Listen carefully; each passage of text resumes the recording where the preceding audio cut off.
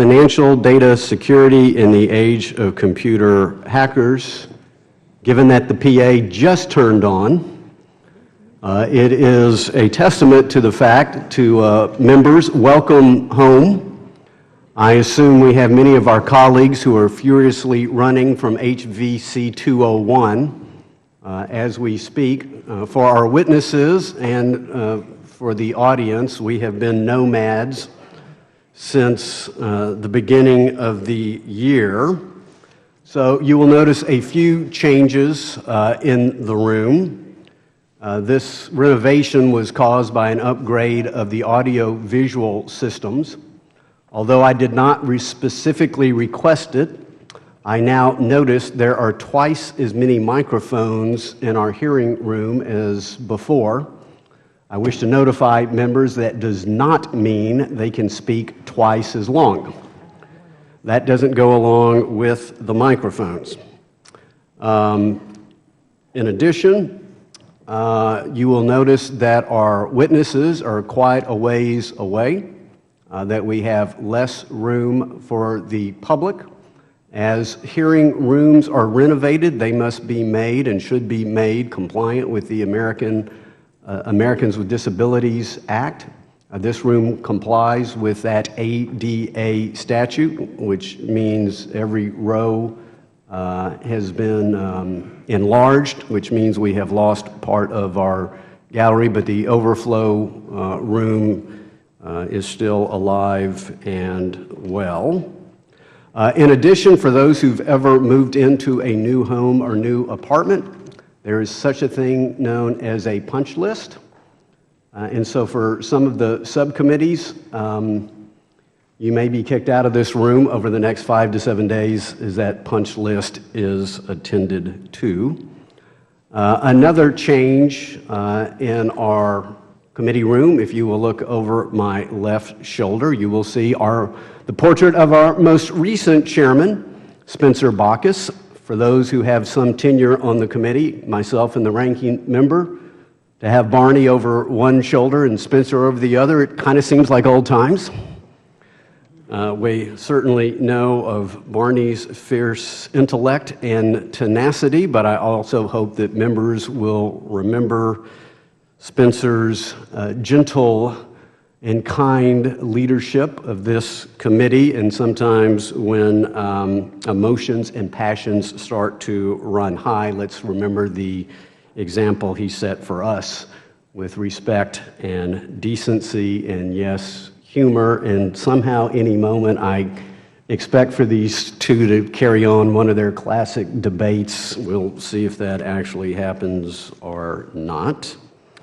I believe that is all I need to say about the hearing room at the moment, in which case the chair now recognizes himself for 3 minutes for an opening statement. At today's hearing, we will be focused on protecting consumers and their private financial information in an age of computer hackers.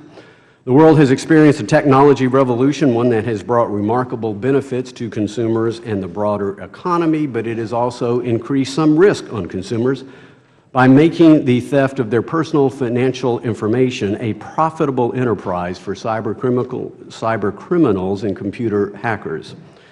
In the era of big data, large-scale security breaches are unfortunately all too common, and every breach leaves consumers exposed and vulnerable to identity theft, fraud, and a host of other crimes. We have certainly all read about the high-profile, headline-grabbing breaches at Target and Home Depot. According to the Identity Theft Resource Center, there were 783 U.S. data breaches in 2014, an increase of more than 27% over the prior year. The Center for Strategic and International Studies and McAfee Security estimate that such attacks cost the U.S. economy $100 billion with a B, annually. American consumers rightfully expect their personal information to be protected by their financial institutions, by their retailers, card networks, payment processors, and yes, by their federal government. Consumers shouldn't be left to simply hope and pray their personal information will be safe every time they swipe their debit or credit card or enter their information online. They deserve protection. So today the committee will hear from representatives of organizations whose members constitute the major participants in the payment system. We welcome their expertise and insight. My hope is that this hearing affords members on both sides of the aisle an opportunity to better understand what security measures are currently in place to prevent data breaches, how consumers are notified following a breach, what types of emerging technologies will help reduce the frequency and severity of breaches, and what steps are being taken by the merchant and financial services communities to address the problem, and where additional federal legislation may be warranted. I further hope that the committee will engage in a thoughtful and constructive dialogue on a bipartisan basis, and in that regard, I wish to thank Chairman Nagebauer and the gentleman from Delaware, Mr. Carney, for starting this bipartisan dialogue off on the right foot by introducing a bipartisan bill to address this important problem. I will now yield back the balance of my time and recognize the ranking member for 3 minutes. Thank you, Mr. Chairman. Americans are increasingly reliant on electronic means to communicate, shop, and manage their finances. While new technologies bring substantial opportunity, they also bring a range of new vulnerabilities for consumers. Massive attacks on some of our nation's largest retailers and financial institutions are impacting virtually every sector of our economy and our national security. Consumers are not the only ones who pay the price of a breach. The cost of recovering losses by retailers and card issuers can be extensive and weigh particularly heavy on small community banks and credit unions. We all know companies face a number of challenges in determining how best to secure customers' financial and personally identifiable information. In addition, we know that there are significant costs to complying with various state laws and providing notice after a breach. However, as we consider setting national standards for safeguarding consumers' personal information and ensuring timely notification, we must again acknowledge the good work of those states that for years have been at the front lines of this fight.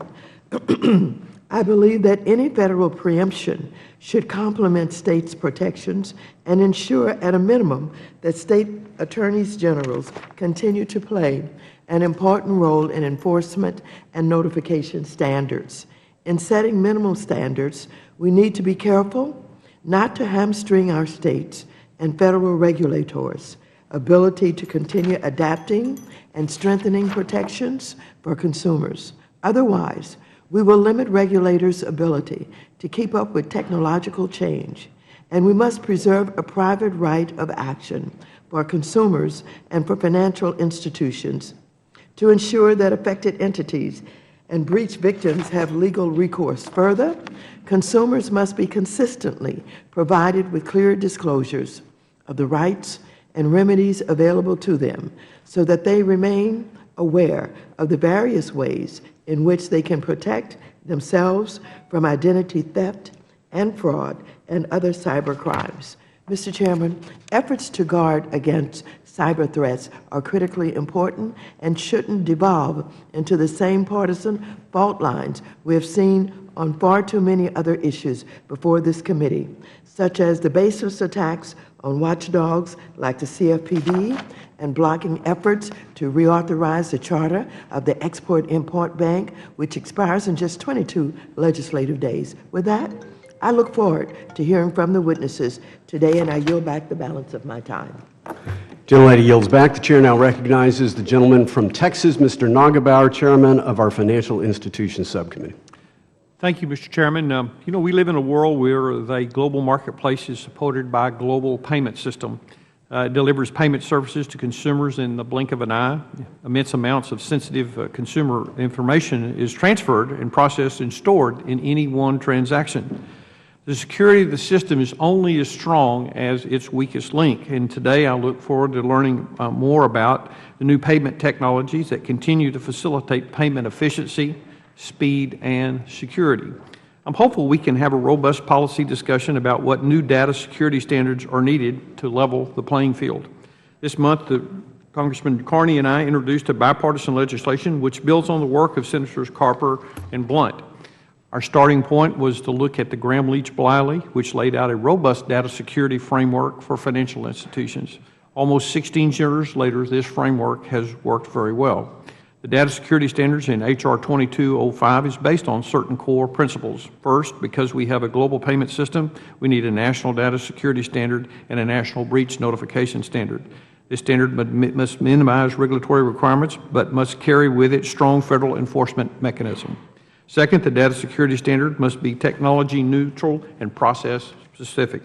It must reasonably identify certain core elements in the absence of an FTC rulemaking. Third, it is absolutely necessary that the data security standard is scalable based on the size of the business, the scope of the operation, and the type of information that it holds. Legislation must recognize that the corner market cannot and should not have the same standard as the largest retailer operating in 50 states.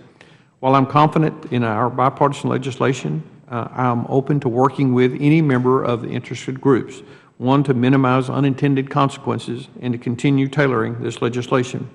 We have shared interest in seeing this legislation signed into law, giving consumers the safest payment system possible.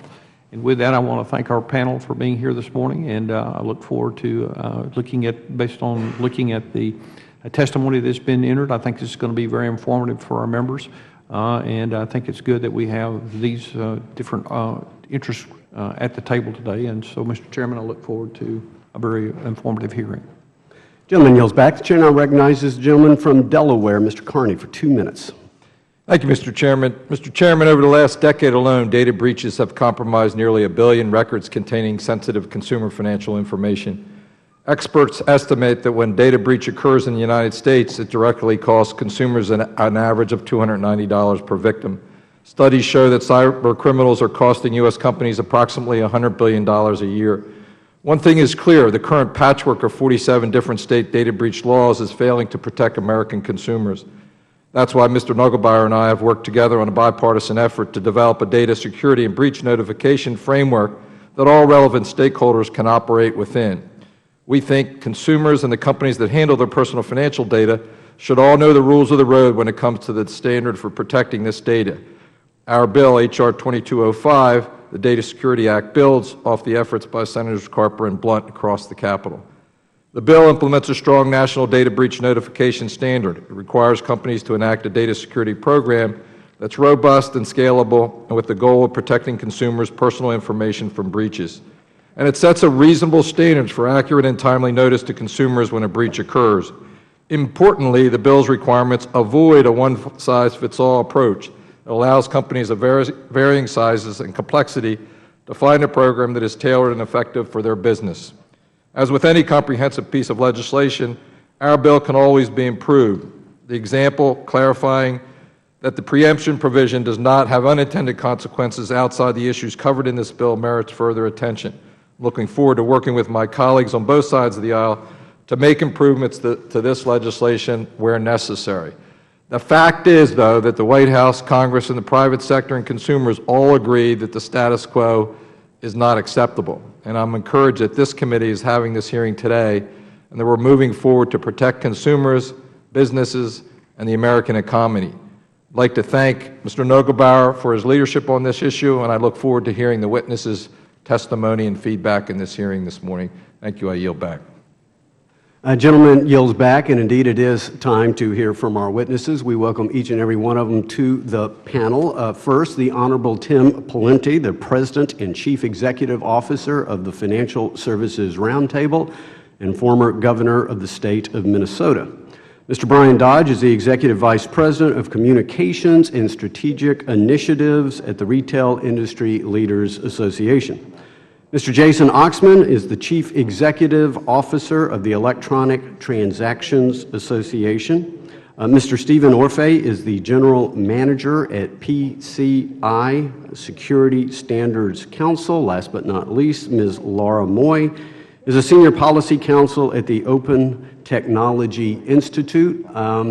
Several of you have testified before Congress before. I'm not certain of all of you, so we have a rather simple lighting system. Green means go, Yellow means hurry up because the red light is soon to follow. Red means stop. The yellow light comes on with 1 minute to go. Each of you will be recognized for 5 minutes to give an oral presentation of your testimony. Without objection, each of your written statements will be made a part of the record, and since we are brand new in our refurbished space, in the old hearing room you had to pull these microphones very close to you. I think now you can keep them a somewhat comfortable distance from your mouth. Governor Pawlenty, you're about to be our guinea pig on the new sound system, but Governor Pawlenty, you are now recognized for your testimony. Good morning, Mr. Chairman, Ranking Member Waters, members of the committee. Thank you for the opportunity to share a few thoughts with you this morning about one of the most pressing issues facing our country, and that is the emerging, growing, and exponentially threatening cyber warfare that's taking place both commercially and otherwise across the globe and being visited upon American businesses and consumers in ways that I think deserve the Congress's attention. Just to give you a sense of a few measures of what we're up against in this regard, 80% of the companies that were breached in 2014 did not know they were breached until somebody else told them, a third party told them. Sometimes the government, sometimes a vendor, but a third party. And the average length of time between the breach actually happening and the discovery was months after the fact. In addition, here's another interesting fact. Over half of the adult American population had their personal data exposed last year, according to a CNN-published report. And the list goes on, including that we now know through public and confirmed reports that this is no longer college kids in their basements having some fun trying to get into some systems. These are nation-state actors, including, or semi-state nation actors, including China, North Korea, Iran, Russia, former Soviet Union-sponsored states, and individuals and enterprises associated with them, and very sophisticated international crime syndicates. So if one of those entities triangulates on a company, it's likely not going to end well for that company or their customers. So we need a more robust, more muscular response to these threats, and the fact that this committee is paying attention to these issues, we appreciate it very much. And Mr. Chairman, thank you to the House for passing on more than one occasion threat information legislation, CISA and CISPA legislation. We hope the Senate does the same. And again, we're not talking about sharing personal information, but that threat information sharing bill is very helpful to this cause and making the country more prepared to defend against these threats.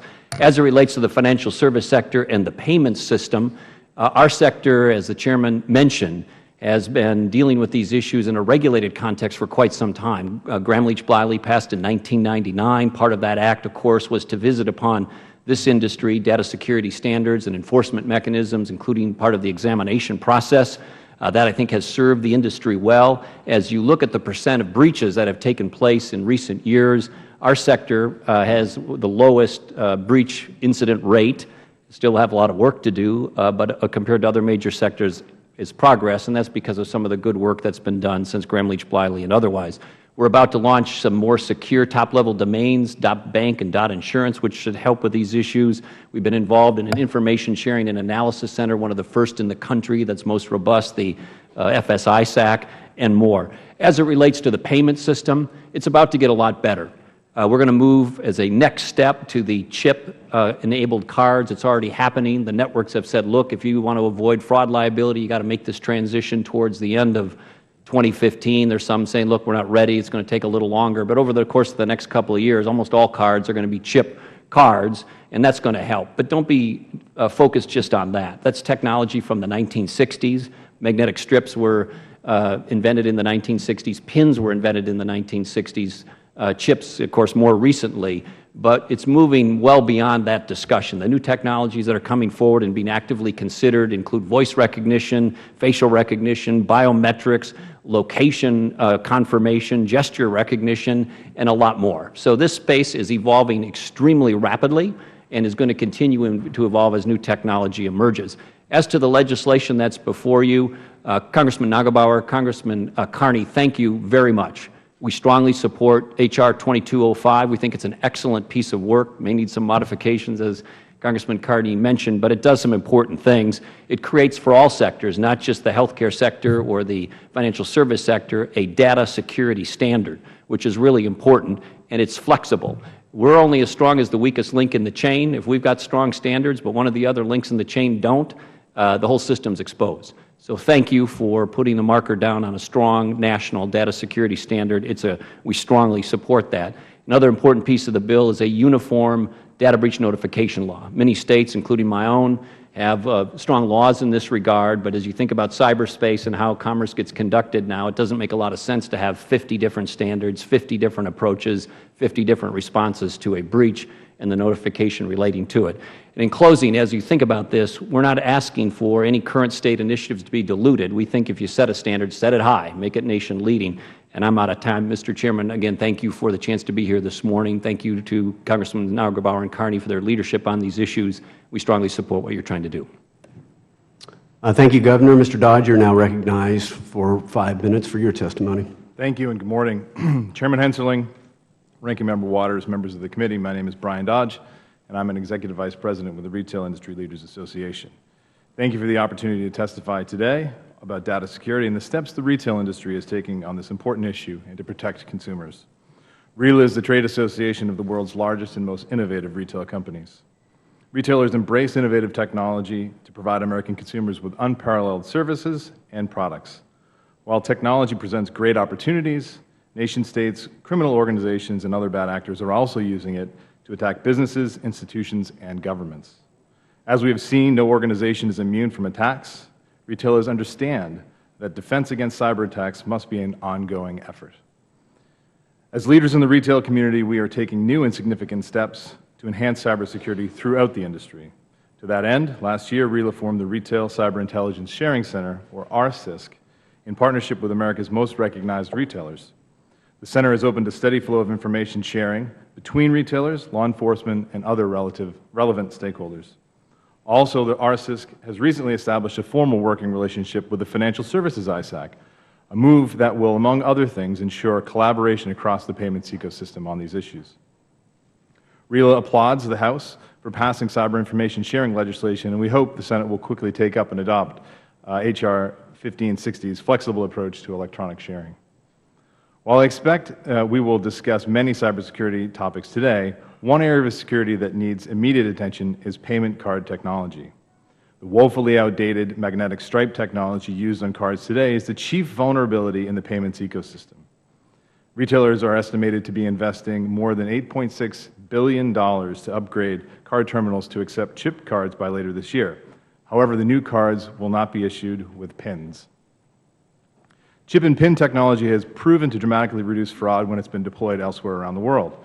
In contrast, chip and signature technology falls short of providing American consumers the best security available today. Retailers believe that the two-factor authentication enabled through chip and pin will prevent criminals from duplicating cards with ease and devalue the data that retailers collect at the point of sale. Ultimately, these steps have been proven to substantially reduce the economic incentive for cyber criminals to launch these kinds of cyber attacks. Before I discuss what RILA believes are important data breach policy considerations, I will briefly highlight the significant data security and data breach notification laws with which retailers currently comply.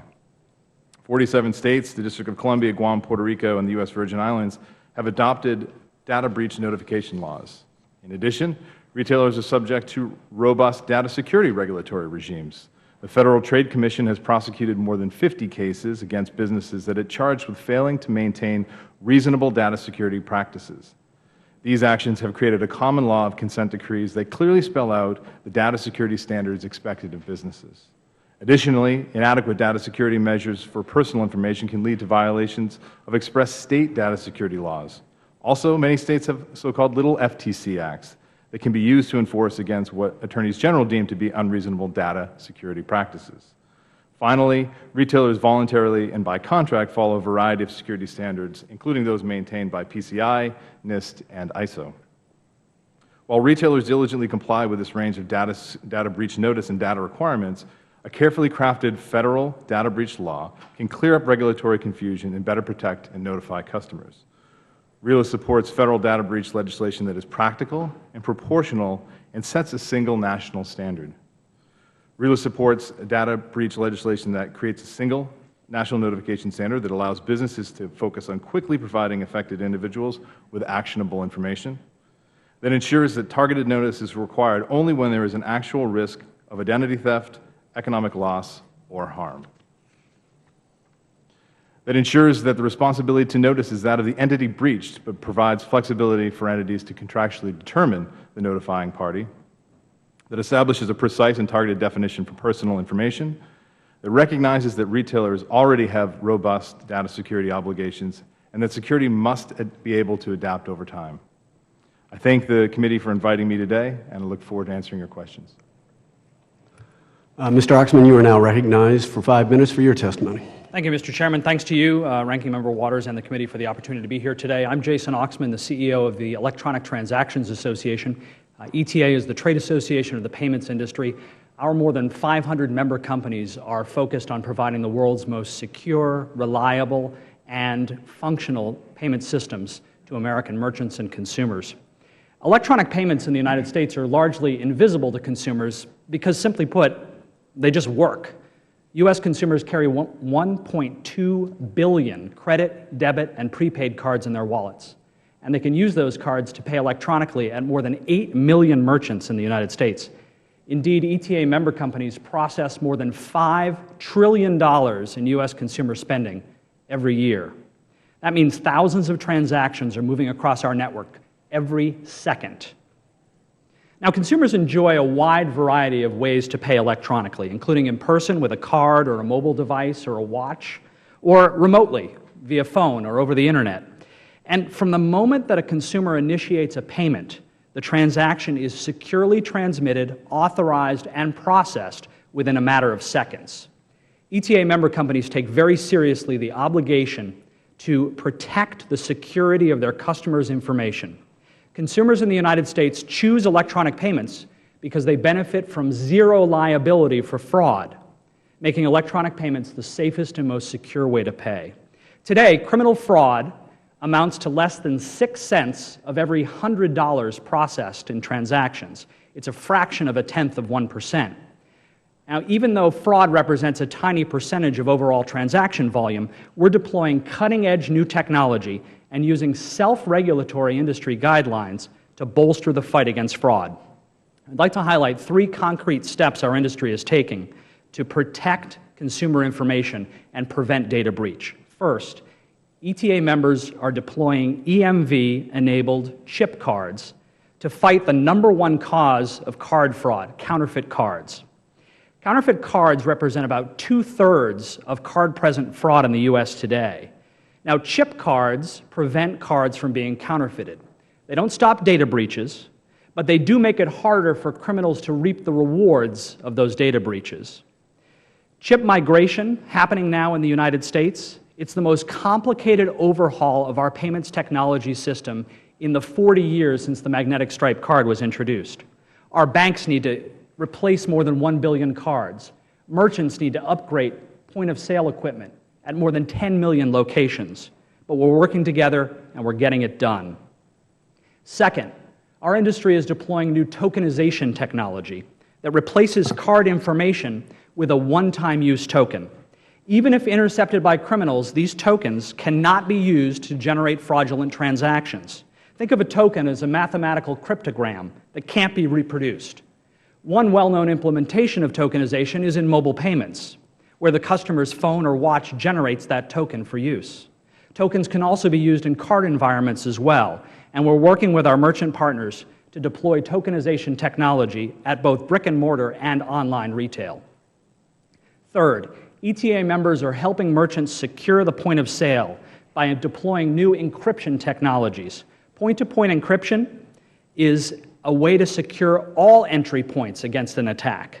It denies cybercriminals the access they need to install malware and other cyber hacking tools.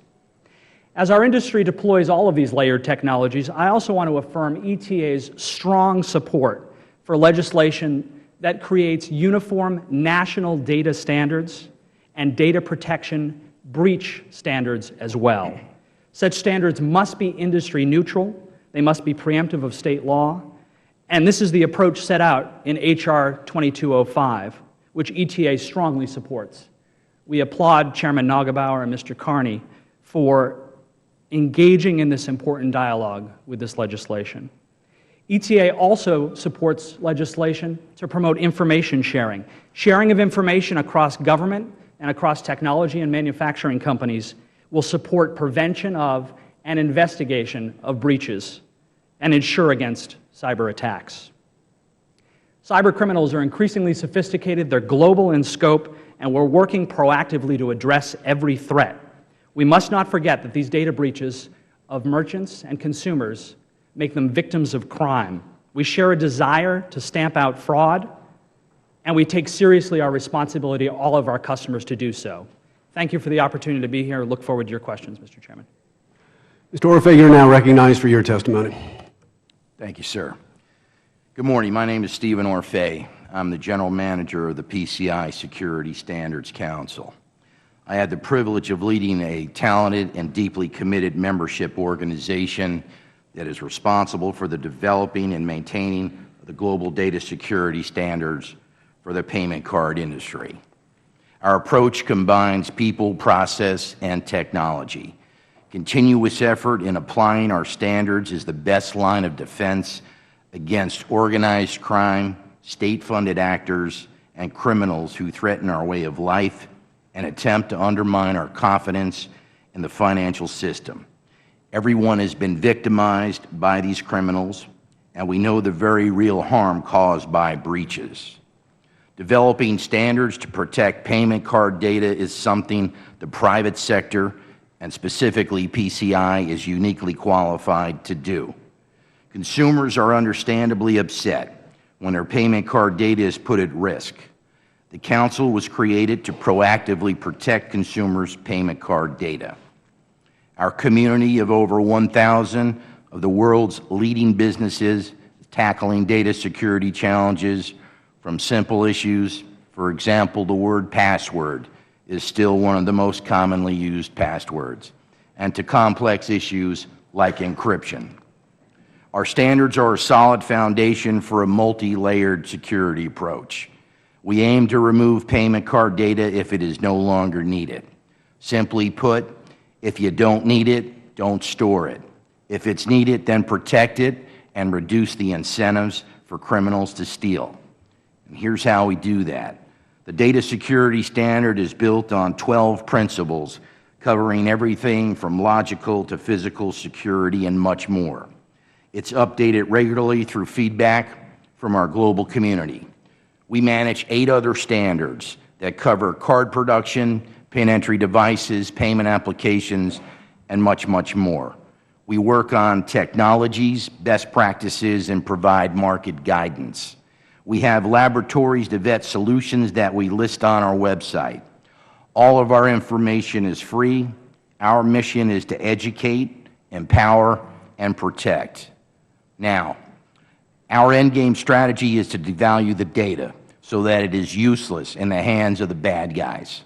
We have 3 technologies that will allow us to do so: EMV at the point of sale, point-to-point encryption, and tokenization. When bundled and implemented properly, the data becomes useless. Then there's no reason to break in. That's why the Council supports adoption of EMV in the U.S. through organizations such as the EMV Migration Forum and other standards, and our standards support EMV today in other worldwide markets. But EMV chip is not a silver bullet. Additional controls are needed to protect the integrity of payments online and in other channels. This includes encryption, tamper-resistant devices, malware protection, network monitoring, and more. All are vital parts of the PCI standards. Effective security requires more than just standards, for standards without supporting programs are just tools, not solutions. The Council's training and certification programs have educated tens of thousands of security professionals and make it easier for businesses to choose products that have been lab-tested, certified, and as secured. Finally, we conduct global campaigns to raise awareness of payment card security. The committee's leadership on this critical issue is important, and there are clear ways in which the federal government can help. For example, by leading stronger cooperative law enforcement efforts worldwide, by encouraging stiff penalties for these crimes, and recent initiatives on information sharing are also proving to be invaluable. The Council is an active collaborator with government. We work with NIST, DHS, Treasury, Secret Service, and many other government entities, including global law enforcement, such as Interpol and Europol. In conclusion, payment card security is complex. Silver bullet solutions do not exist. Unilateral action is usually a disappointment. Alliances, partnerships, information sharing, and collaboration between the public and private sector is critical. The PCI Council stands ready and willing to do more to combat global cyber crimes that threaten our way of life and confidence in the financial systems of the world.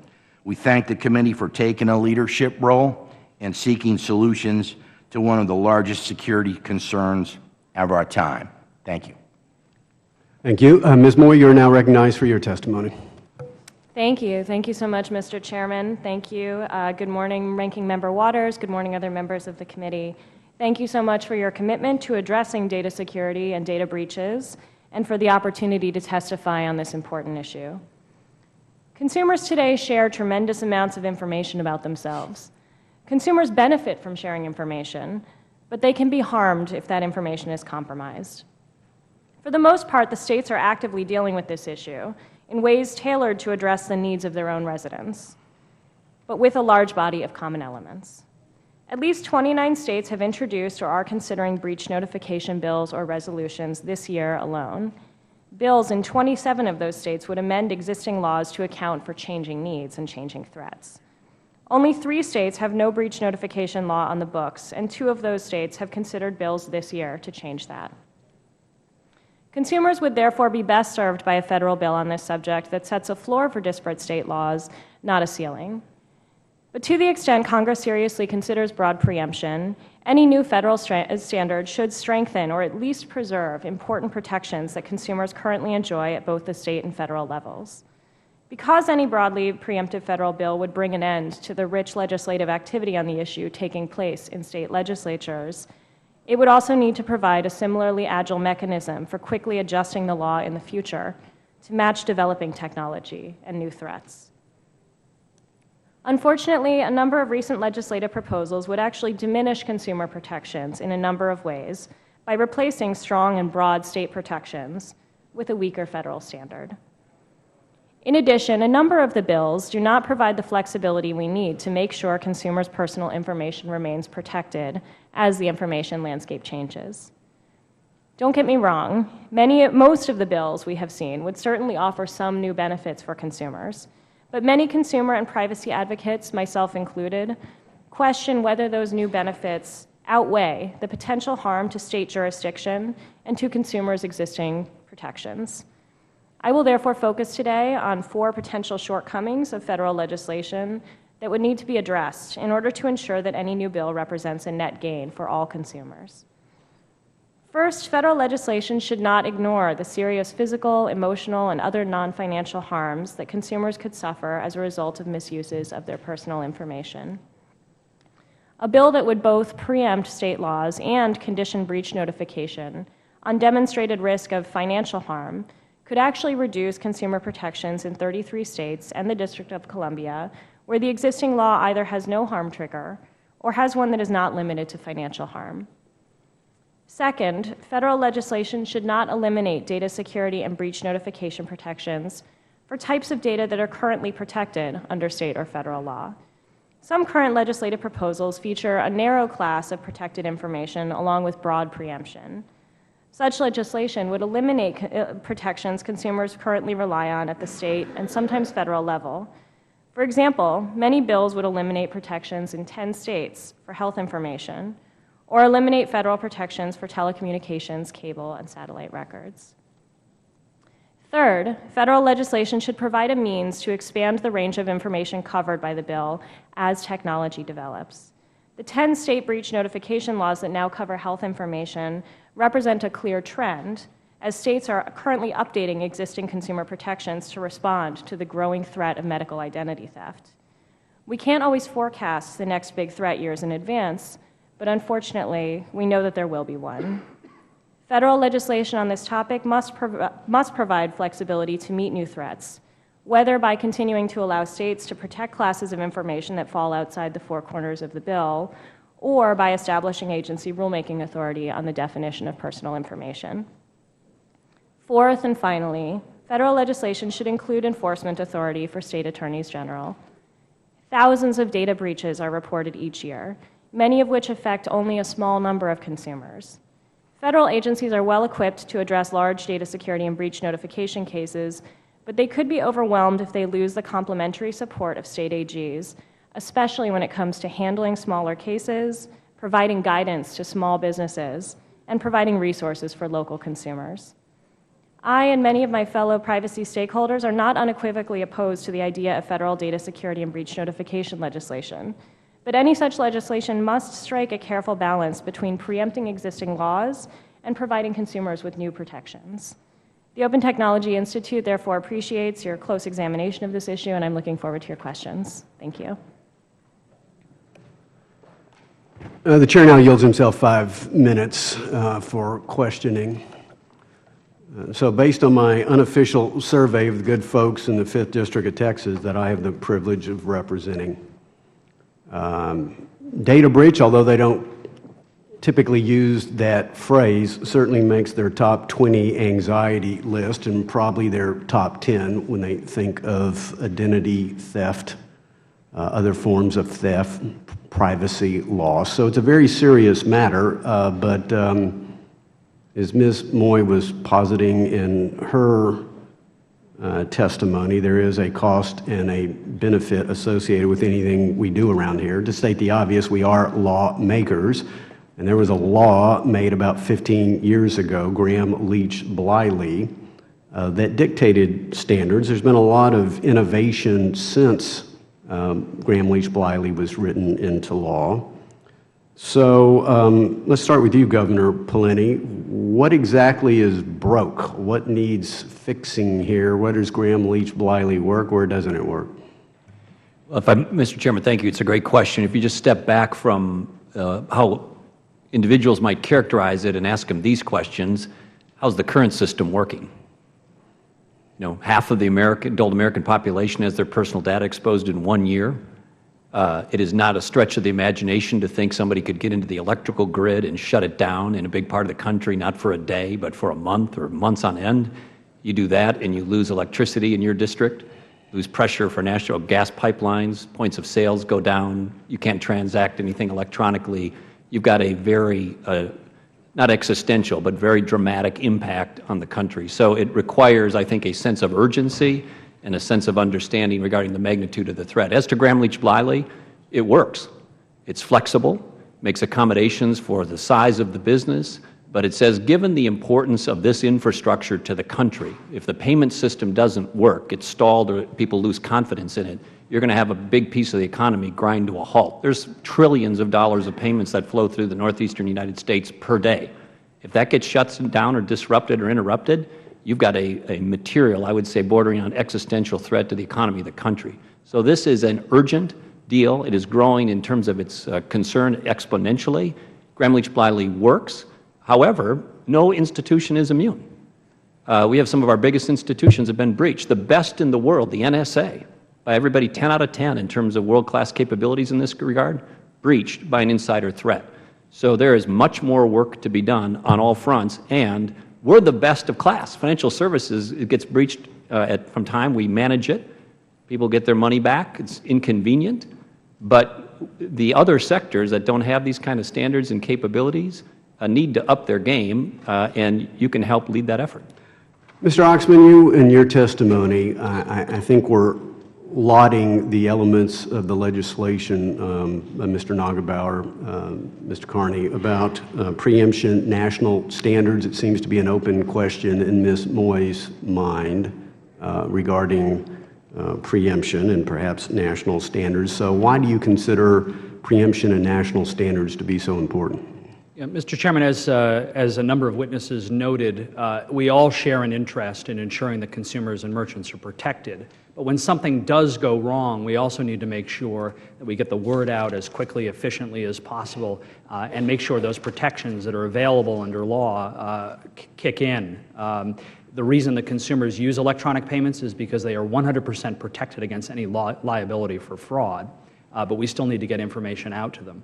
There are 47 different regimes that companies have to subscribe to, and it's not just the payments industry, it's every company in the country that has to subscribe to these 47 different regimes.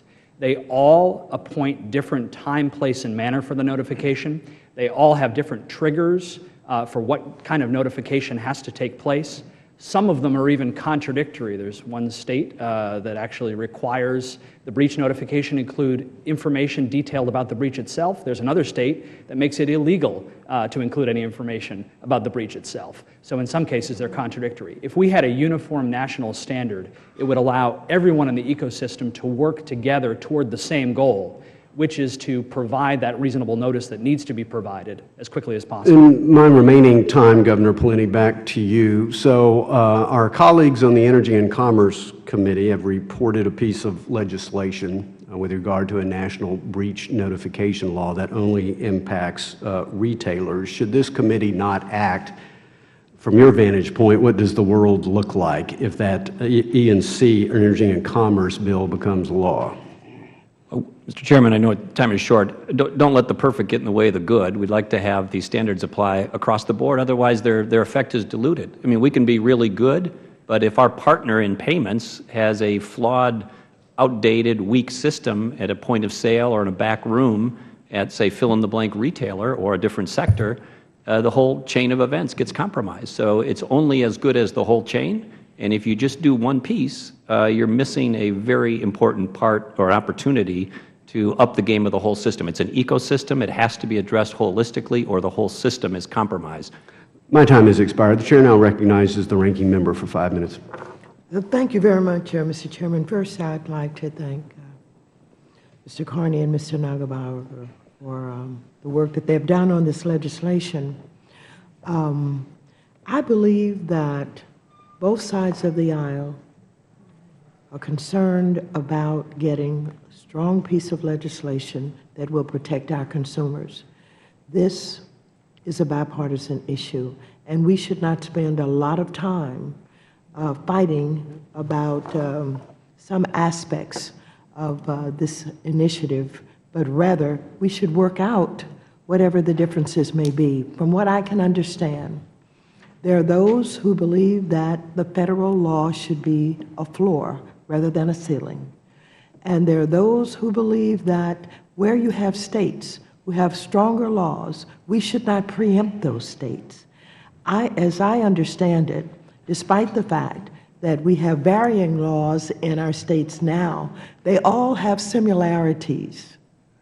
And so rather than thinking about this as states with such different laws that would somehow cause great complications, let's think about this in terms of the fact that we want our state attorneys generals to be involved. We want them to be involved in enforcement. I think that's very important. So let us take a look at what I think is the biggest obstacle to us getting the best legislation and deal with the preemption question. Deal with the preemption question and think about states like California. Ms. Moy, can you tell us, for example, my state, California, what are we doing with the cybersecurity? And is that stronger than what is being proposed here now? Sure, yes, thank you. That's a good question and a good place to start because, California passed the first breach notification law years ago and has really been a leader in this area. So thank you for your work on that. California, for one thing, California recently passed a law to include login and password for account authenticators. So not just for financial accounts, but for other types of accounts as well. For example, my email account, if my login and my password were breached, I would get a notification, which I certainly would want to, because there's a lot of information in there that, while it may not lead to financial harm, could lead to certainly to emotional harm if that information were breached and if it were misused. California also has a reasonable security standard, much like the federal standard right now, but California does enforce that standard and has had a number of cases over the past few years, and along with that has some very rich guidance for businesses attempting to comply with the reasonable security standard. So one thing that I think California is also very strong on is the type of guidance that the state AG's office provides to the consumers and the way that the state AG's office interacts with consumers and businesses to provide that important guidance.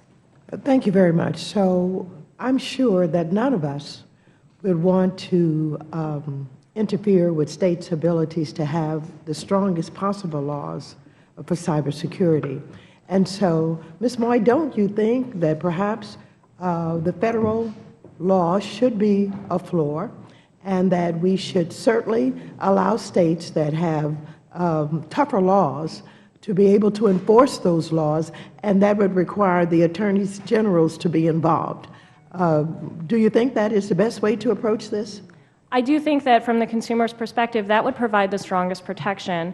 And you had mentioned previously that there's a discernible pattern among the various states' laws. I think that that is the case. When you look at the various breach notification laws of the states, most of them cover a core of common information and have very similar requirements in terms of what ought to be provided in the notification, when the state AG and the consumer reporting agencies ought to be notified. And then in addition to that, some states have added on to that. And so that's where, for example, you see states like Texas and Wyoming, and just this year, Hawaii, Montana have added medical information to the class of protected information in order to extend protection to categories where they see a developing threat that must be addressed. So we certainly would not want Texas to be preempted with the good law that they have, particularly as it relates to medical information, would we, Ms. Moy? I do think that it's important not to preempt the protections for pieces of information like medical information, including other states, the very state of Mr. Chairman, Texas. Thank you very much, and I yield back.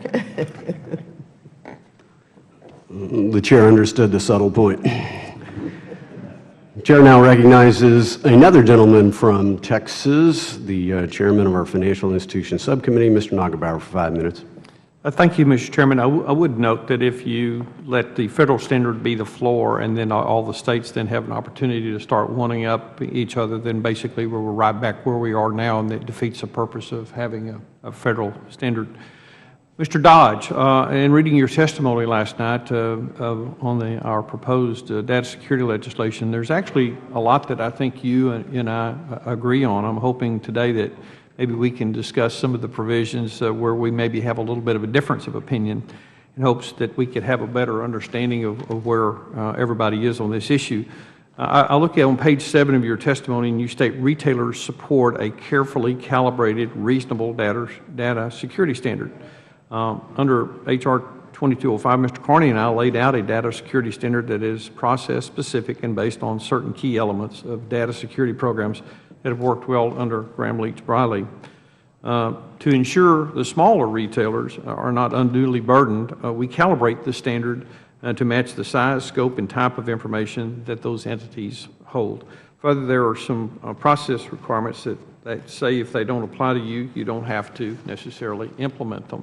So the question is, can you identify the specific processes we've laid out in our carefully calibrated, that aren't carefully calibrated and reasonable in your estimation?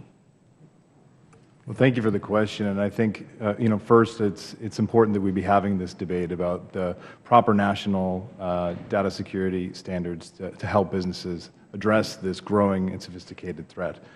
It's the perspective of retailers that the Gramm-Leach-Bliley Act, which is the baseline for the legislation you introduced, especially the data security standards within it, were expressly written for the financial services community.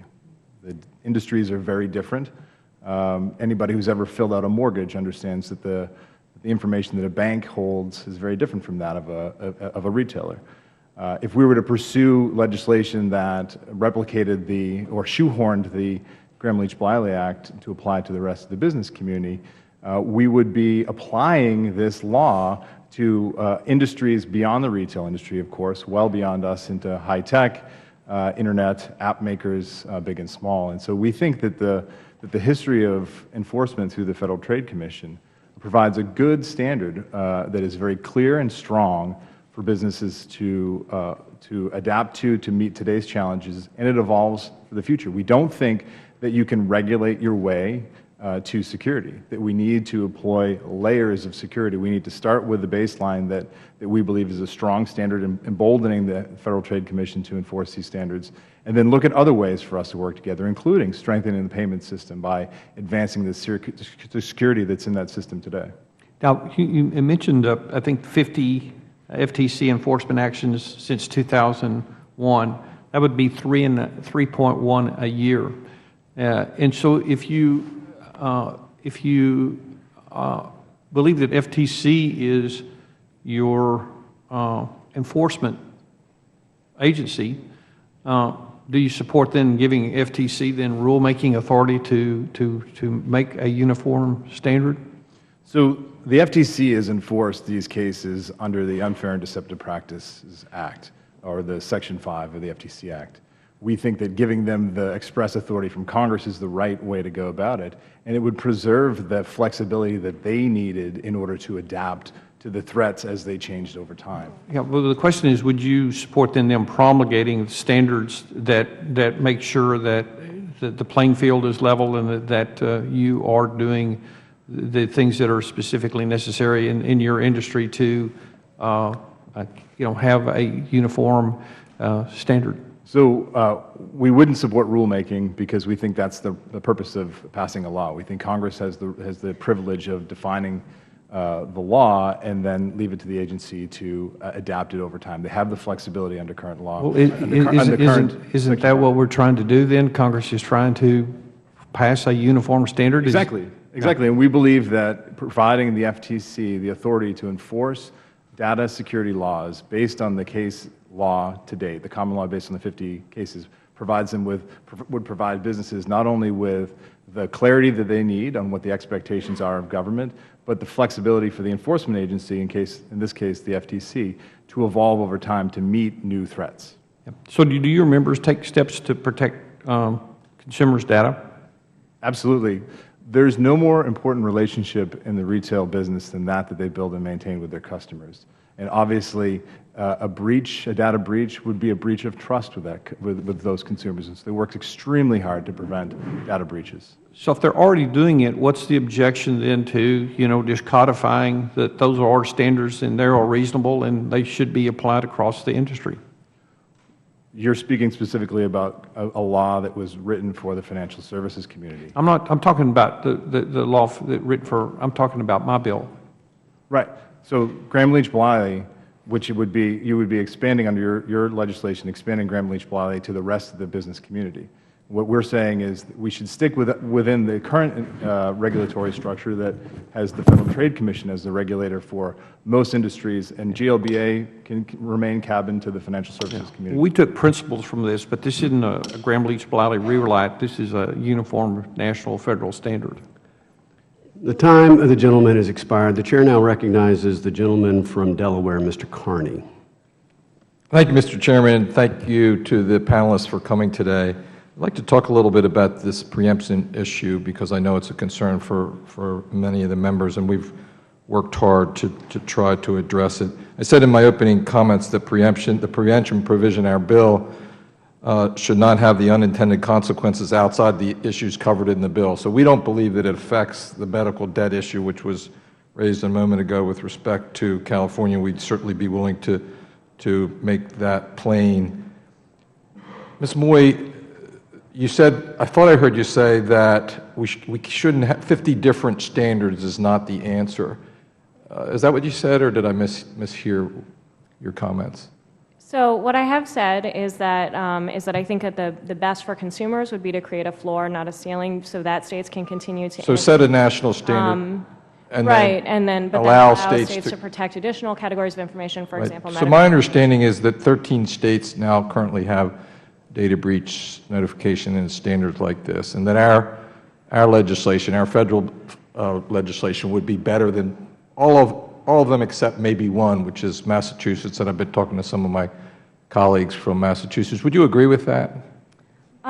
I think that also Oregon has a pretty good standard, and I also think that there are elements of other state laws that you might not consider specific data security laws, but that do have elements. So a pretty high standard. It is a pretty high standard, yes. So that's the starting point for us. How about there's been some discussion about the standard in energy and commerce. Would you say that that's a high standard, a higher standard than what our bill would propose, or?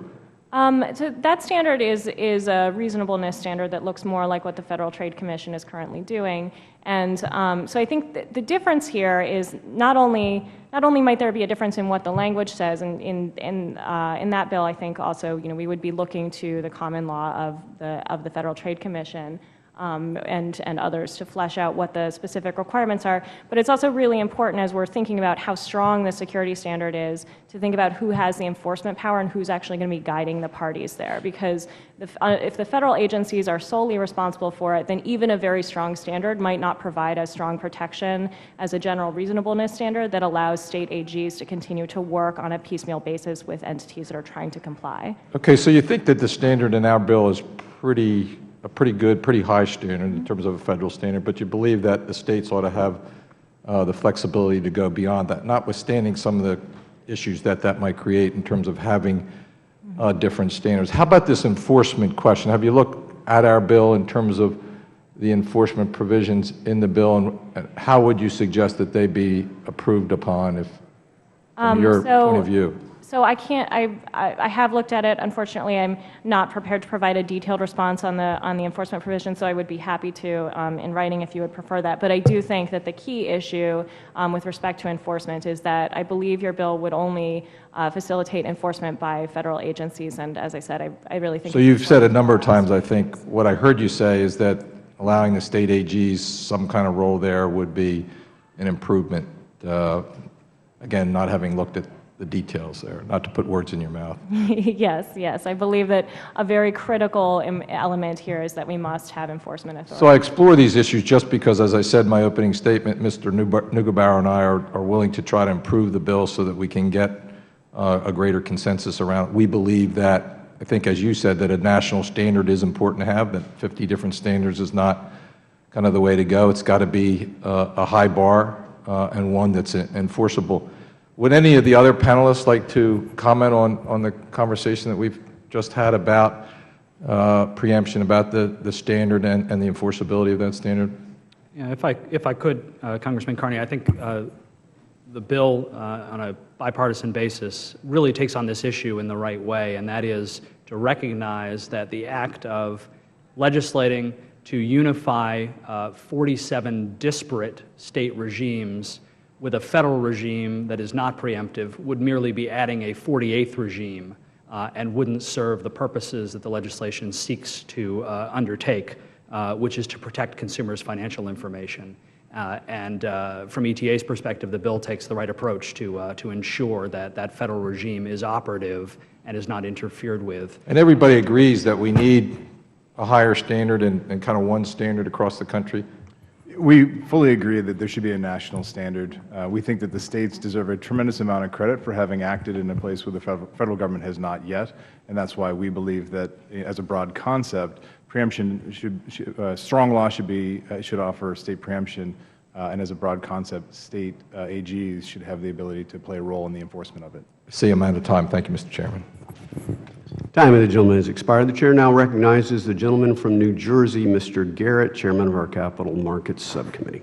Thank you, Mr. Chairman. Thank you for holding this hearing, an issue that really hits home for a lot of folks. Let me just start, let's have a couple of questions. Start at the basics, if I can, and Governor, I'll throw it to you.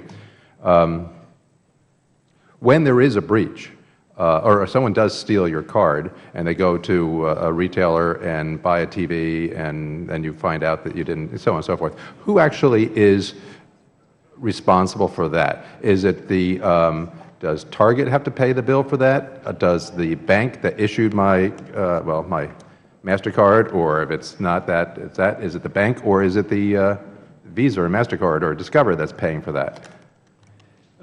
Congressman Garrett, the answer is a little complicated, but the oversimplified version is... That's what I'm looking for, the oversimplified version. The consumer is made whole, and right. The issuing bank is the one who makes them whole. However, there's a secondary process managed and run by contract between the payment networks and various players in the payment system that gets resolved through a, shall we say, contractual process between Visa, MasterCard, retailers, merchant acquirers, the issuer, which people take issue with how that all works from time to time, but that's how it gets sorted out after the fact.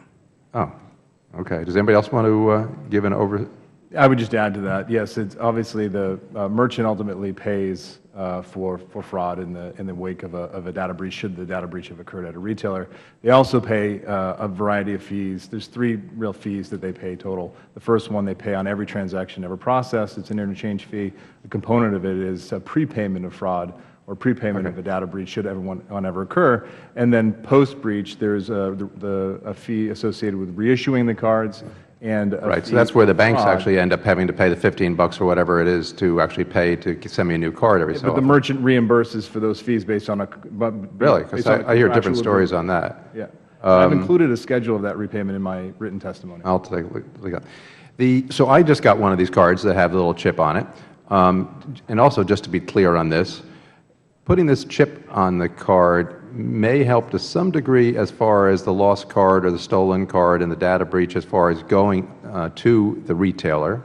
But as someone else on the panel said, I know it was in the testimony, this chip does absolutely nothing with regard to when they steal that information and they use it online. Is that correct? I think it's important to note the chip, the technology that's available in the United States today predominantly is magnetic stripe, 1960s era technology. Europe introduced something called chip and pin technology more than a decade ago. Right, and in Europe, my understanding is that you saw an uptick of the data breaches not at the store anymore or the retailer anymore, but now online. Is that correct? That's true. In fact, fraud moved in 2 directions when chip and pin went into place in Europe. It moved online and it moved to the United States because suddenly the United States had the weakest security in the world. It still does today. When chip only goes into effect later this year, the United States will still have the weakest card technology in the world. And somebody said, and maybe down here, you said that we can't solve all this stuff, and so bottom line is doing the chip is not going to solve it entirely, but also to the point of what seems to be a lot of the discussion in the bill as well, as far as the disclosure information, as Ms. Moy is talking about a lot, and others as well. That doesn't do anything to actually, none of this, that does anything to do as far as preventing the fraud in the first place. That just tells me as a consumer, you were robbed, and now this is who's going to pay for it. Yeah, Congressman Garrett, if I could answer your specific question about the chip, you're absolutely right. The chip in the card prevents the card from being counterfeited. Yeah. And that is today the #1 source of card fraud in the U.S. It's about 2/3 of card fraud at retail, but it does not address the online issue. The online fraud issue is addressed by those other layered technologies. And real quick on this, because my time's running a little faster, I wanted to. The data that's on the card when I use this chip and I put it through has my number right on it. I hope nobody can see this. Does the retailer keep that information?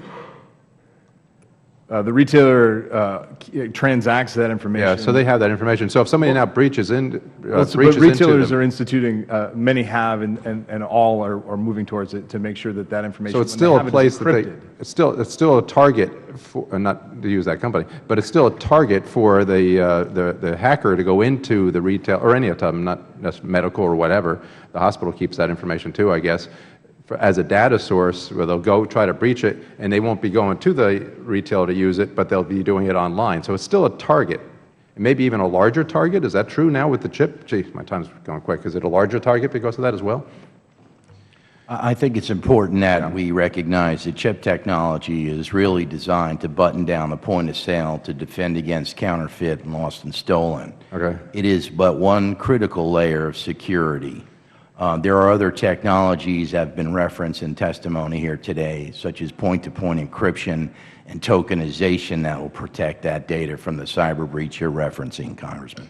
Okay. Sorry, if I may I just add a short comment in response to the point about notification and Fine with whether- me. Short. Thank you so much. So I just wanted to say I think that notification does actually provide an important incentive for companies to keep information more secure. I can't remember actually whose written testimony it was, but someone's written testimony pointed out that companies do suffer reputational harm as a result of reporting breaches. And I also think it's important because that provides information to consumers who are considering where to vote with their wallet, so to speak, as they're determining which service to go with. I get that. Thanks. Time of the gentleman has expired. The chair now recognizes the gentlelady from New York, the ranking member of our Capital Markets Subcommittee, Ms. Maloney. I think the button hadn't been pressed. Okay, thank you. Thank you, Chairman and Ranking Member, for putting this together. It's an incredibly important issue because it affects everyone, consumers, government, retailers, and financial institutions. And I also want to commend Mr. Carney and Mr. Neugebauer for putting forward a bill that would create a national data security standard for all businesses that handle sensitive financial information for consumers. And this bill would significantly strengthen the data security procedures for businesses, but in a way that is flexible and can evolve as cyber threats change and evolve. I am still concerned about the scope of the state preemption in the bill, and I want to keep working on the preemption and enforcement provisions. But I have signed on to this bill as a co-sponsor because I think it is a serious, good faith effort to tackle what is a critically important issue to our economy. And again, I'd like to commend Mr. Neugebauer and Mr. Carney for their hard work and leadership on this issue, and I look forward to working with them, particularly in the enforcement provisions in it. My first question is to Governor Pawlenty. I'd like to ask you about the data security standards that Graham Leach Bliley put in place for the financial institutions. You mentioned they had worked well in the financial institutions, but I also want to know, have they proven to be overly burdensome for smaller banks and credit unions? And Congresswoman Maloney, no. The standards have been flexible, and I think Congressman Neugebauer and Congressman Carney have done a good job in doing the same thing in their bill, which is to say, look, we're going to have standards, but we're going to allow them to be scaled to the size and complexity of the enterprise in question. I think that's a good model. So in other words, they've worked well with it and not been too burdensome for smaller financial institutions, and they won't be too burdensome for smaller retailers. And I'd also like to know your feelings about the having a minimum or a floor standard. I know that California, Oregon have a standard that's higher. I think it's important you've got to have a floor. Do you think it should be a floor, or do you think it should be a ceiling, and why? Congresswoman, again, another great question. And if, right now we have nothing in many sectors. So something is better than nothing. Absolutely. And so floor would be progress, but ceiling, if it's set high, I would just encourage you. Minnesota, when I was governor, we passed, what we thought were nation-leading, both data protection standards and notification standards. You wouldn't want a bill that undercuts the 13 or so states that have done this. So if you're going to set it high, set it aspirationally, and I think that would be the best place to be, and it would serve the country best. And think about the way that people place data centers, where they store data, how they store data. The fact that there's going to be wide variance between states doesn't sync with how we know cyber commerce gets done. But as a governor, you know how valuable the creativity of the state system is to come out with solutions that then are adopted in this area. It seems to evolve every day with new technologies, new ways to threaten consumers and really the security of our information. I'd like to ask Stephen Orphy, given your organization's experience in establishing data security protocols and procedures, what would you say are the most important aspects of a company's data security plan? In other words, what is the most important thing that a company could do to protect their customers, to protect their company against data breaches? Thank you, Congresswoman, for that question. I think what's most important is the PCI standard is, in our view, the best defense against cyber criminal attacks. It really becomes a question of vigilance.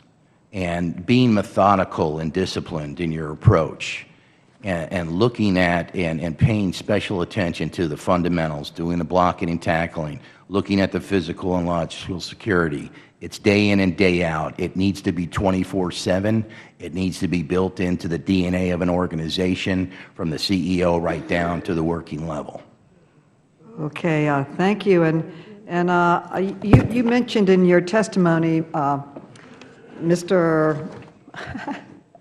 Oxman, that you thought that sharing information was so important. And can you just expand on that, on what we need to do additionally in expanding information in this area? Thank you, Congressman Maloney. The issue is companies are barred from sharing cyber threat information with each other and in some cases even with the government. The House fortunately passed a measure that we support that will eliminate those impediments to that kind of important information sharing. We support that legislation. We hope the Senate will move forward on it. And we need to make sure that companies can, without liability, share information with each other and the government to prevent future threats. Okay, great. Thank you. My time has expired. Thank you. Chair now recognizes the gentleman from Missouri, Mr. Lukemeyer, Chairman of our Housing and Insurance Subcommittee. Thank you, Mr. Chairman. I'm kind of curious. I want to approach this from a little bit different angle this morning from the standpoint of, when we have a data breach and there is, whose fault is it? If there's somebody who's at fault, there's going to be some liability. It would seem to me, my experience has been from the financial institutions I've been aware of, and I appreciate the Governor's description a minute ago of who winds up paying the bill on this. But generally, the banks wind up, or the financial institution issue the cards originally, are the ones that wind up footing most of the bill. And it would seem to me to be that at some point, as a regulator, I would think that you would go into a financial institution and see a number of retailers, a Target line of credit, for instance, or any other local line of credit. I mean, in our area, we had a supermarket that had issued debit cards. The information was accessed, and suddenly everybody in the whole area, the whole region actually, their information was broached, and as a result, there was a tremendous cost to the financial institutions. And it would have seemed to me that as a regulator, you would look at this as a liability exposure for the bank from the standpoint of what you're going to have to incur by all of these retailers not having adequate protections. From Mr. Dodge's perspective, it looks like, I would think that the regulators would ask the financial institutions to force the retail folks to have a policy in place, insurance policy in place that would protect them against a data breach so that the banks will not be the fallback position for a data breach.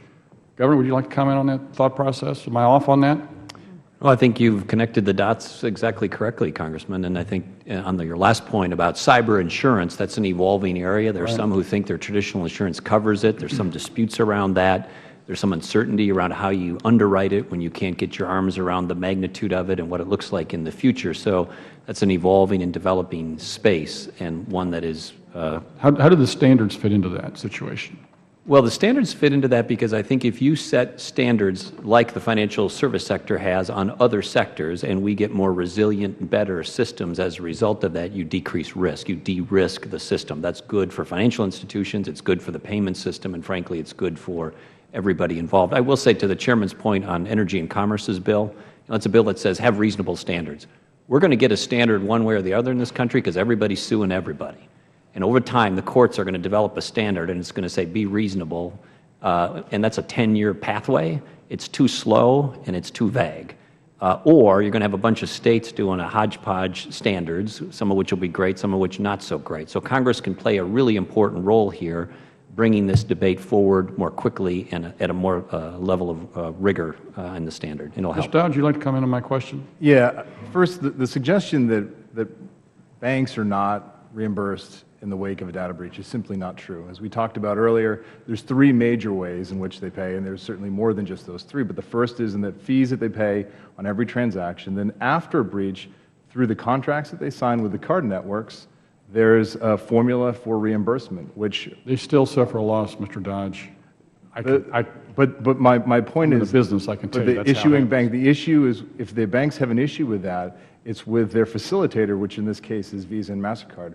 Retailers sign those contracts, and if there's a suggestion that there's been a violation of those contracts, then there is certainly the legal avenue for resolving that. Okay, my question, though, with regards to the exposure, liability exposure that a bank would have with regards to this situation, such that if you had lots of retailers, and as this seems to be almost an epidemic, every day you have, every week you have another entity that's been breached.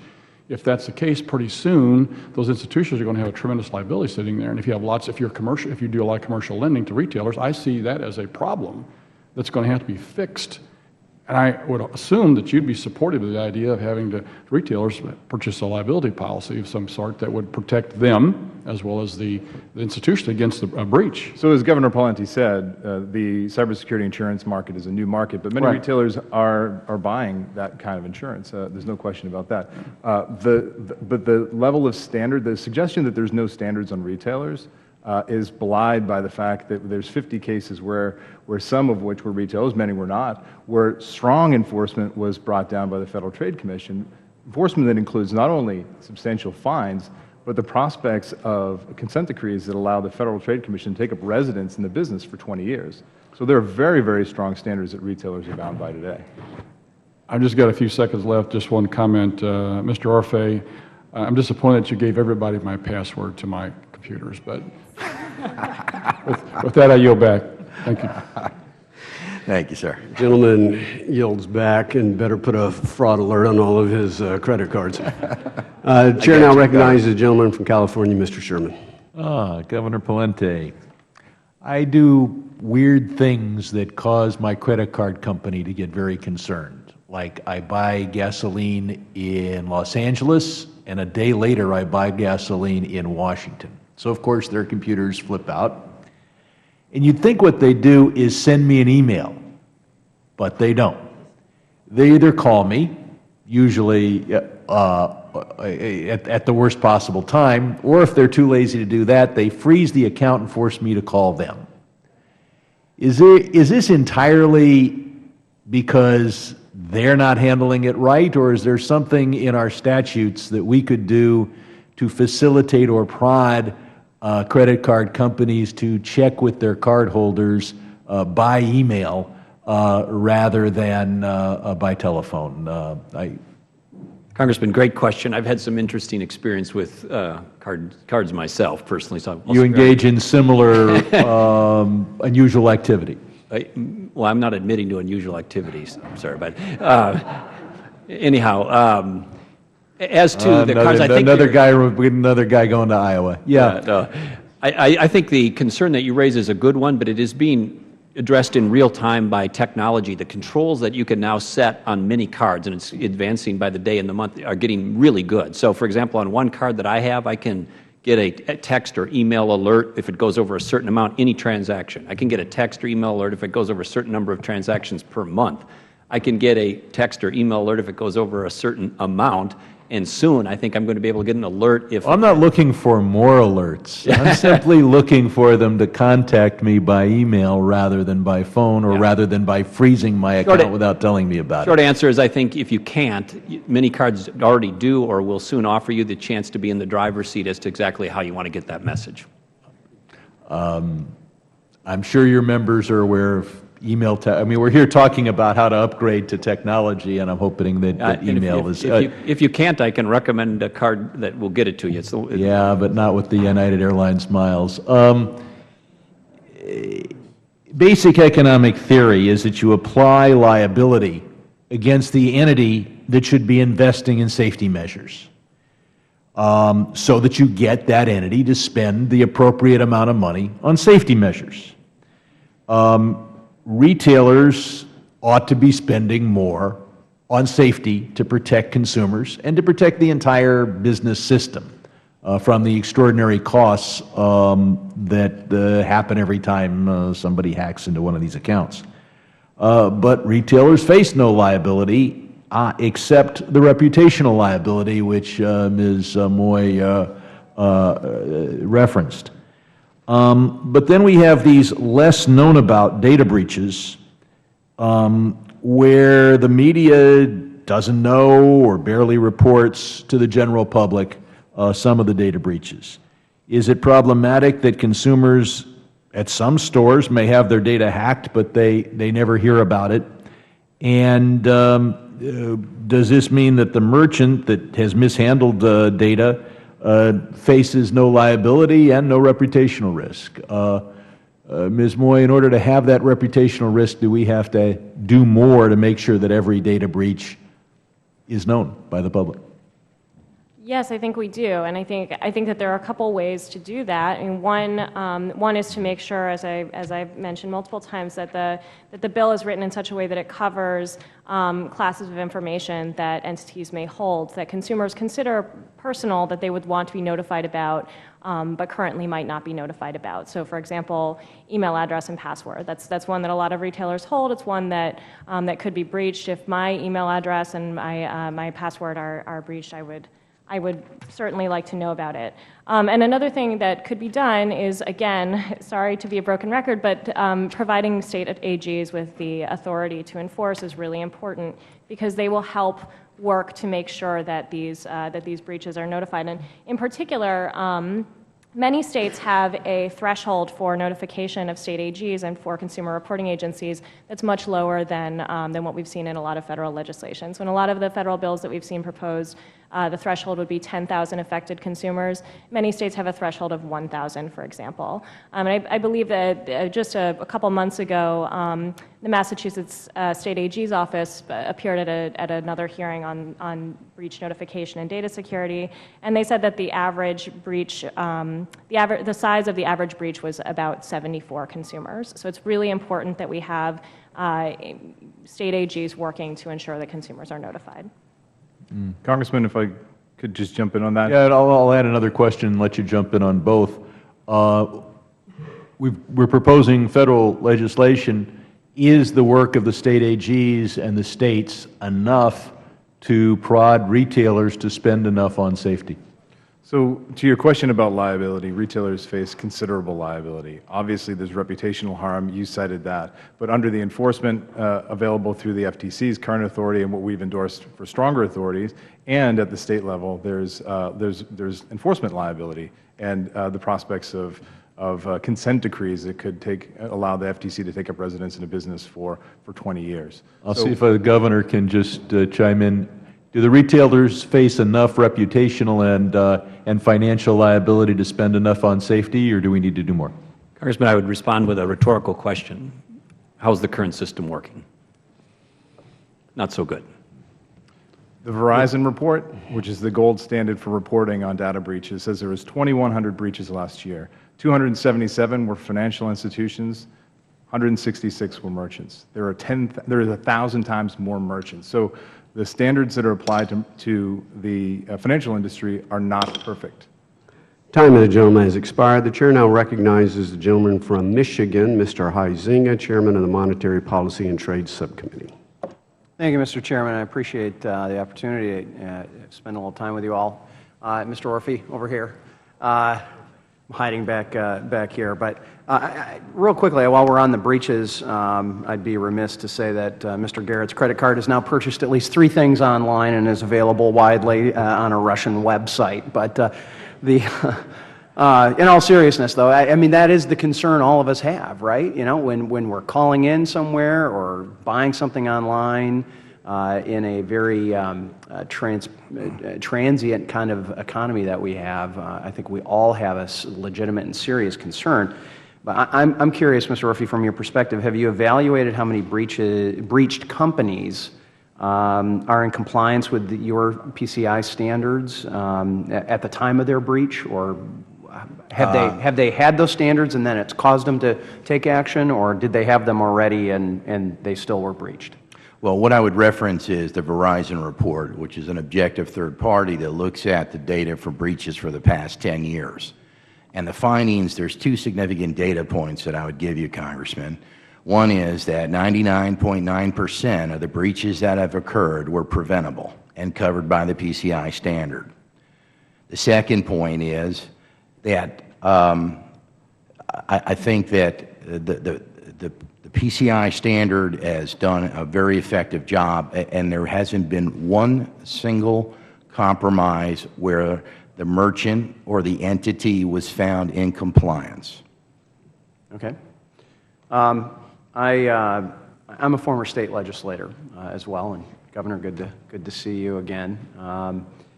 And I, like you, had those situations where we're sitting in the state capitals and we go, what in the world is Washington trying to do to us now? Yet at the same time, I understand when you have states doing various actions and not coordinating, and oftentimes that's some of Council of State Governments and ALEC and other organizations like that are trying to get states to harmonize oftentimes. But what I'm struggling with on this, and Ms. Moy, you mentioned this earlier, but as did my friend Mr. Neugebauer, how does setting a national floor, but then allowing states to maintain a patchwork of other requirements, how is that different than what we have now? And I think maybe it was Mr. Oxman, you said we'd go from 47 regimes to 48.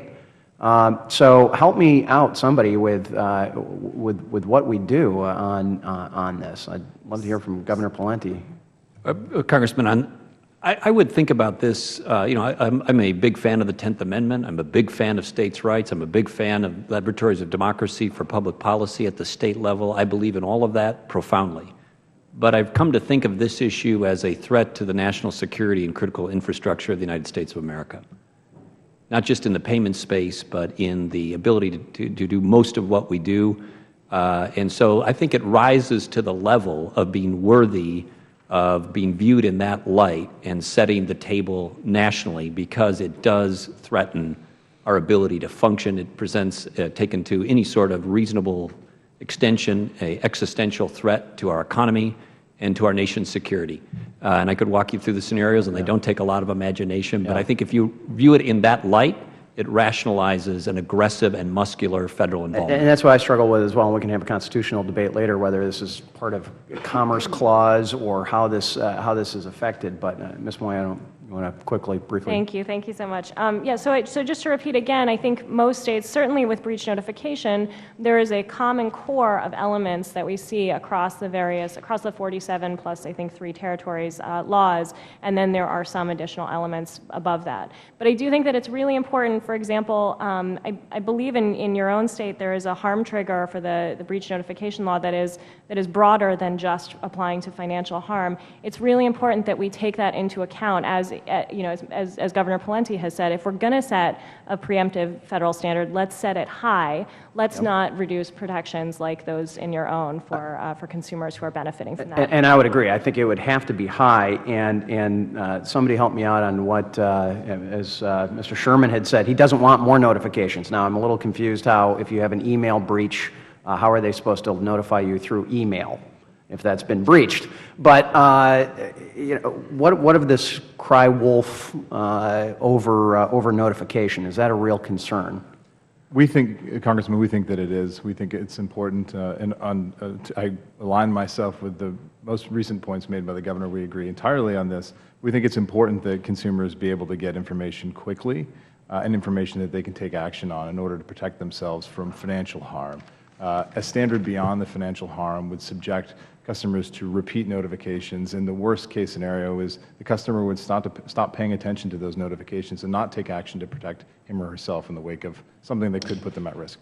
If I may just add a brief point about that, which is that I think in order to determine the answer to that, we should really look to the state AGs who have a ton of contact with consumers who are suffering from breaches.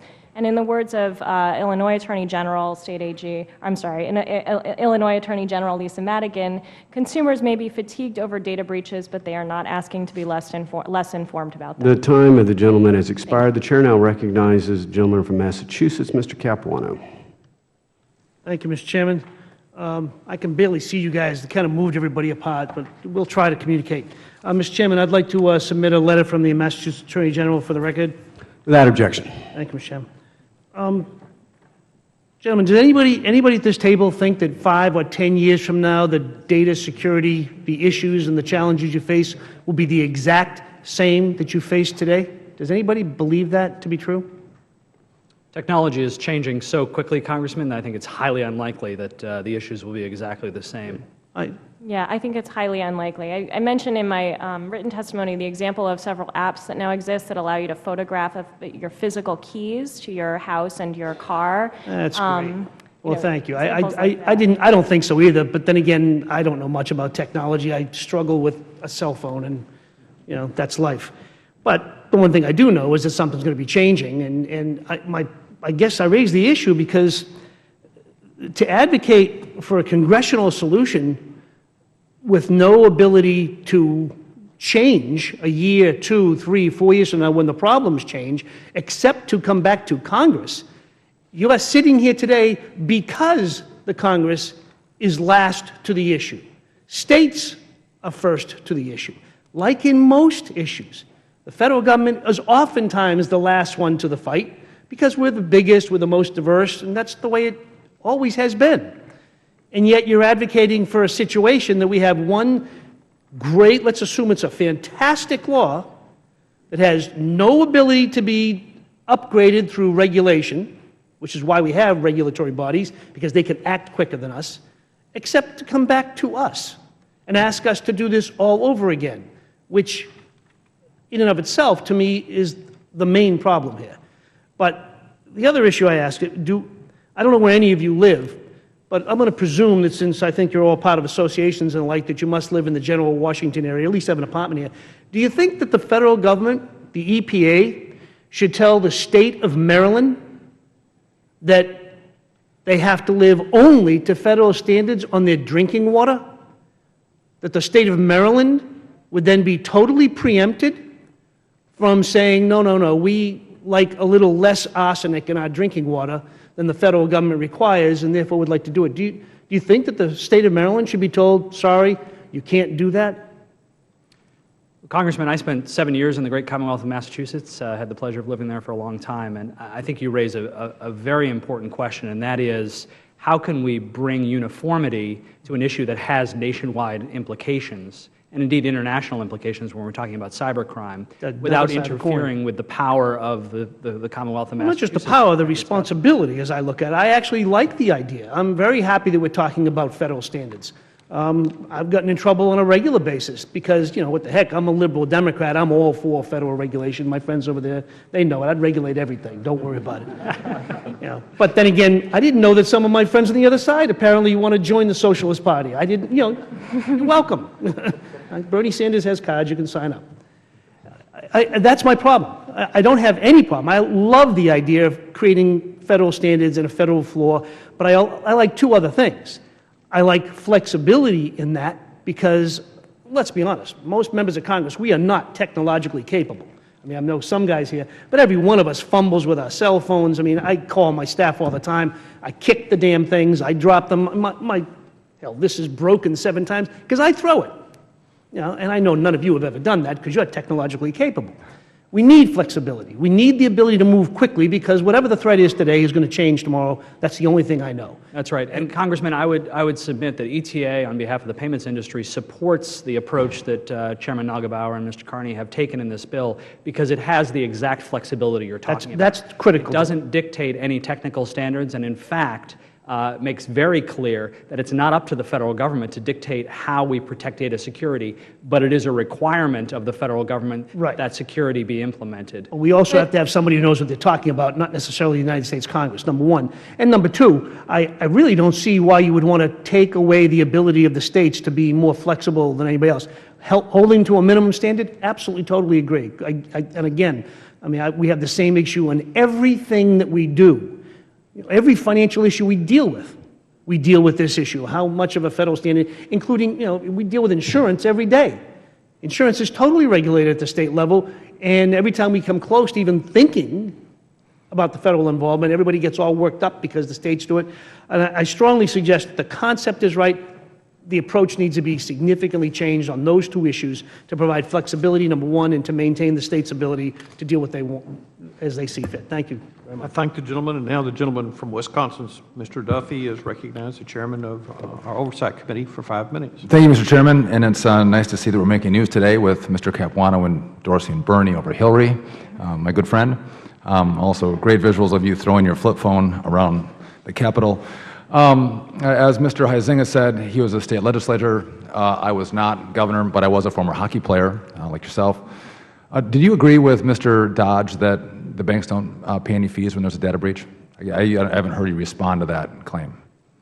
Congressman Duffy, the banks, again, the system of how this all gets sorted out is complicated, but it is certainly true that the issuing banks pay in all sorts of ways if there's a breach, including the cost of reissuing the cards, subject to possible partial reimbursement in the future, as well as making the consumer whole through a complicated series of transactions. Okay. So, okay. And just to be clear, does the whole panel support federal preemption? Does anyone disagree with that concept? I think I've heard everyone say they agree. Only if it's a high standard that preserves protections for consumers. We support it. Okay. So quickly, just so I understand, talking about when the card is present, what percentage of the fraud comes from a fraudster who steals data and reproduces cards and makes purchases, as opposed to, the guy who had his wallet lifted and, someone goes in and uses actually the card? The majority of it, excuse me, Congressman, the majority of it is people scraping cards and using counterfeit cards, and the people who do the lost and stolen, some of that happens, but that's a minority of the transactions, not counting for the online stuff. So when we talk of, chip versus chip and PIN, if we just at least get to chip, we're going to address a vast majority of the fraud that's taking place right now when card is present? Is that fair to say? I would say if in a static world, it would have an effect, but we don't live in a static world. The reality is if there's a single line of defense between the fraudsters and their ability to commit fraud, in this case it would be chip, then they'll focus all their energy on breaking that. We've seen examples where they've done it already, and we've simply argued that one of the baseline tactics of cyber hygiene is two-factor authentication. We should require that at the point of sale as well. But are you saying that we're going to see more, pocket thieves out there? No. I'm saying that fraudsters will develop new and innovative ways to crack the chip and commit fraud. Is that happening? Congressman Duffy, if I may, the chip will defend against counterfeit, lost, and stolen at the point of sale. It will button down the point of sale of physical environment. Once that environment is secured, fraud will then move to the card not present environment. Right. It's what we observe in the Asia Pacific and European theaters who've had chip technology. Now, the chip technology is you cannot clone it. So what we'll see is it will migrate. So how far away are we from tokenization for online purchases? Tokenization is a technology that's been around for 10 years. And now the acquiring community and technology vendors and the price points have come down. So point-to-point encryption coupled with tokenization, coupled with EMV at the point of sale, is how we get to devaluing the data so that it's useless. So with if the card not present, online purchases, the technology is there but just not implemented yet to secure those transactions? Apple Pay has what I call an early stage version of, I don't want to say primitive, but early stage version of tokenization. And it's had some other breach issues, but it's kind of one of the first kind of tokenization platforms to come to market. I want to be clear. So when we have a chip, does a retailer, are they able to maintain data about the card in their database if you just have a chip card as opposed to a magnetic strip? Yes, again, Congressman, the chip is just going to work at the point of sale. How that merchant stores data. Can they store? So my question is, listen, we've heard about all the retailers who've had data breaches. If we migrate to the exclusive use of chips, does that mean that retailers are no longer keeping personal consumer data in their databases, which means they're not at risk to have breaches any longer? No, again, it's just taking off the threat at the point of sale. So it's a critical layer, but it's not a silver bullet. But in the back end, retailers still keep in the back end of information the on store, consumers. the information could be replaced, though, by tokenization, could be protected by point-to-point Do you have encryption. recommendations on how long retailers are recommended of keeping financial information about consumers? How long should a retailer keep that information? It's really not necessary to keep that information. So, Congressman, if I could just jump in. A couple of things. First, many retailers have instituted encryption for that information when it comes in, so that if it ever was acquired, it would be in a format where it would be useless to a criminal. Further, they have no desire to keep information they don't need, nor to keep information. But do they need any information is my question. Could actually retailers, after 30 days, wipe those databases clean so you don't have 6 months of consumer data or a year of consumer data? You might only have 15 days or 30 days of consumer data. Isn't that really one of the risks, that we have so much data being collected and stored, not just from the government, but from retailers? So the information that retailers collect is designed to allow them to provide the concierge-type services that they want. Consumers generally want receiptless returns. So there's an element of information that consumers have voluntarily said, we want to be able to, you have this information so that we can do these. And I don't know that I've ever been asked to volunteer to enter into one of the concierge services. I think they're just offered to me, and that information is kept on my card. And I do think there's a consumer protection issue here when we're not asked. It's just given to us, and you keep the information. My Time of the gentleman has expired. The chair now recognizes the gentleman from Texas, Mr. Hinojosa.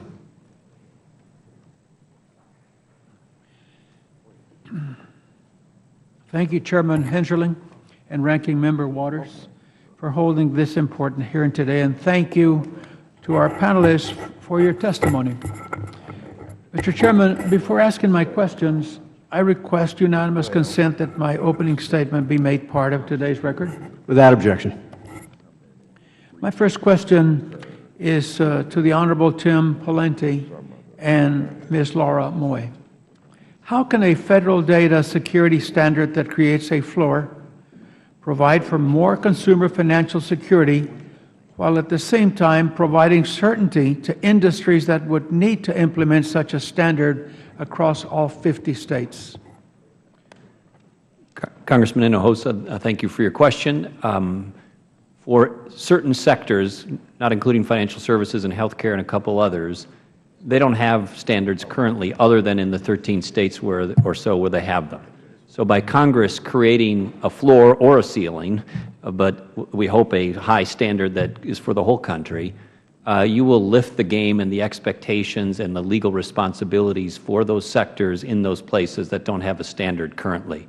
And again, this has migrated to international proportions, and I think if the members of this committee knew that Russia or China or semi-state agents were about to compromise the payment system, the electrical grid, you wouldn't say, yeah, let's kick it to the states. Let's let them handle it. I don't think you'd do that. So whatever you do will be helpful, even if directionally it will be better than what we have now for those sectors that don't have any standard in those states.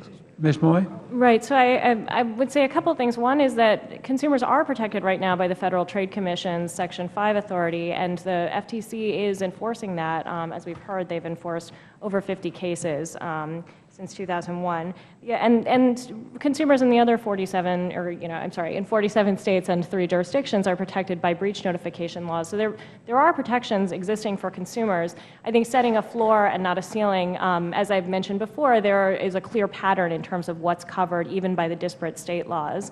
As a practical matter, most companies that have to comply with the laws of multiple states are just complying with the strongest standard, and are mostly okay under the other states, including, in fact, many states have a provision that allows an entity to notify some consumers who have been affected by a breach under the standard of another state. But I would add on that if we are going to have a federal preemptive standard, as I've said before, it has to be a high one, and it has to provide flexibility to adapt to changing technology, not only in terms of what the security standard is, but also in terms of what information is covered by the bill. That's a critical element that I think we might be missing here. Thank you for your response. My second question is addressed to Mr. Jason Oxman and Mr. Brian Dodge. Given the ever-increasing sophistication and sheer number of cyber attacks on our financial institutions and markets, do you think a catastrophic attack, which can have severe repercussions on the financial system as a whole, is imminent? And what can the federal government do to help prevent such an attack or prepare to respond to such an attack? Thank you for the question, Congressman Hinojosa. The possibility of such an attack is always on the minds of the payments companies that ETA represents, and preparation for those attacks is, of course, something that is always included in all the operational plans of all the companies that we represent.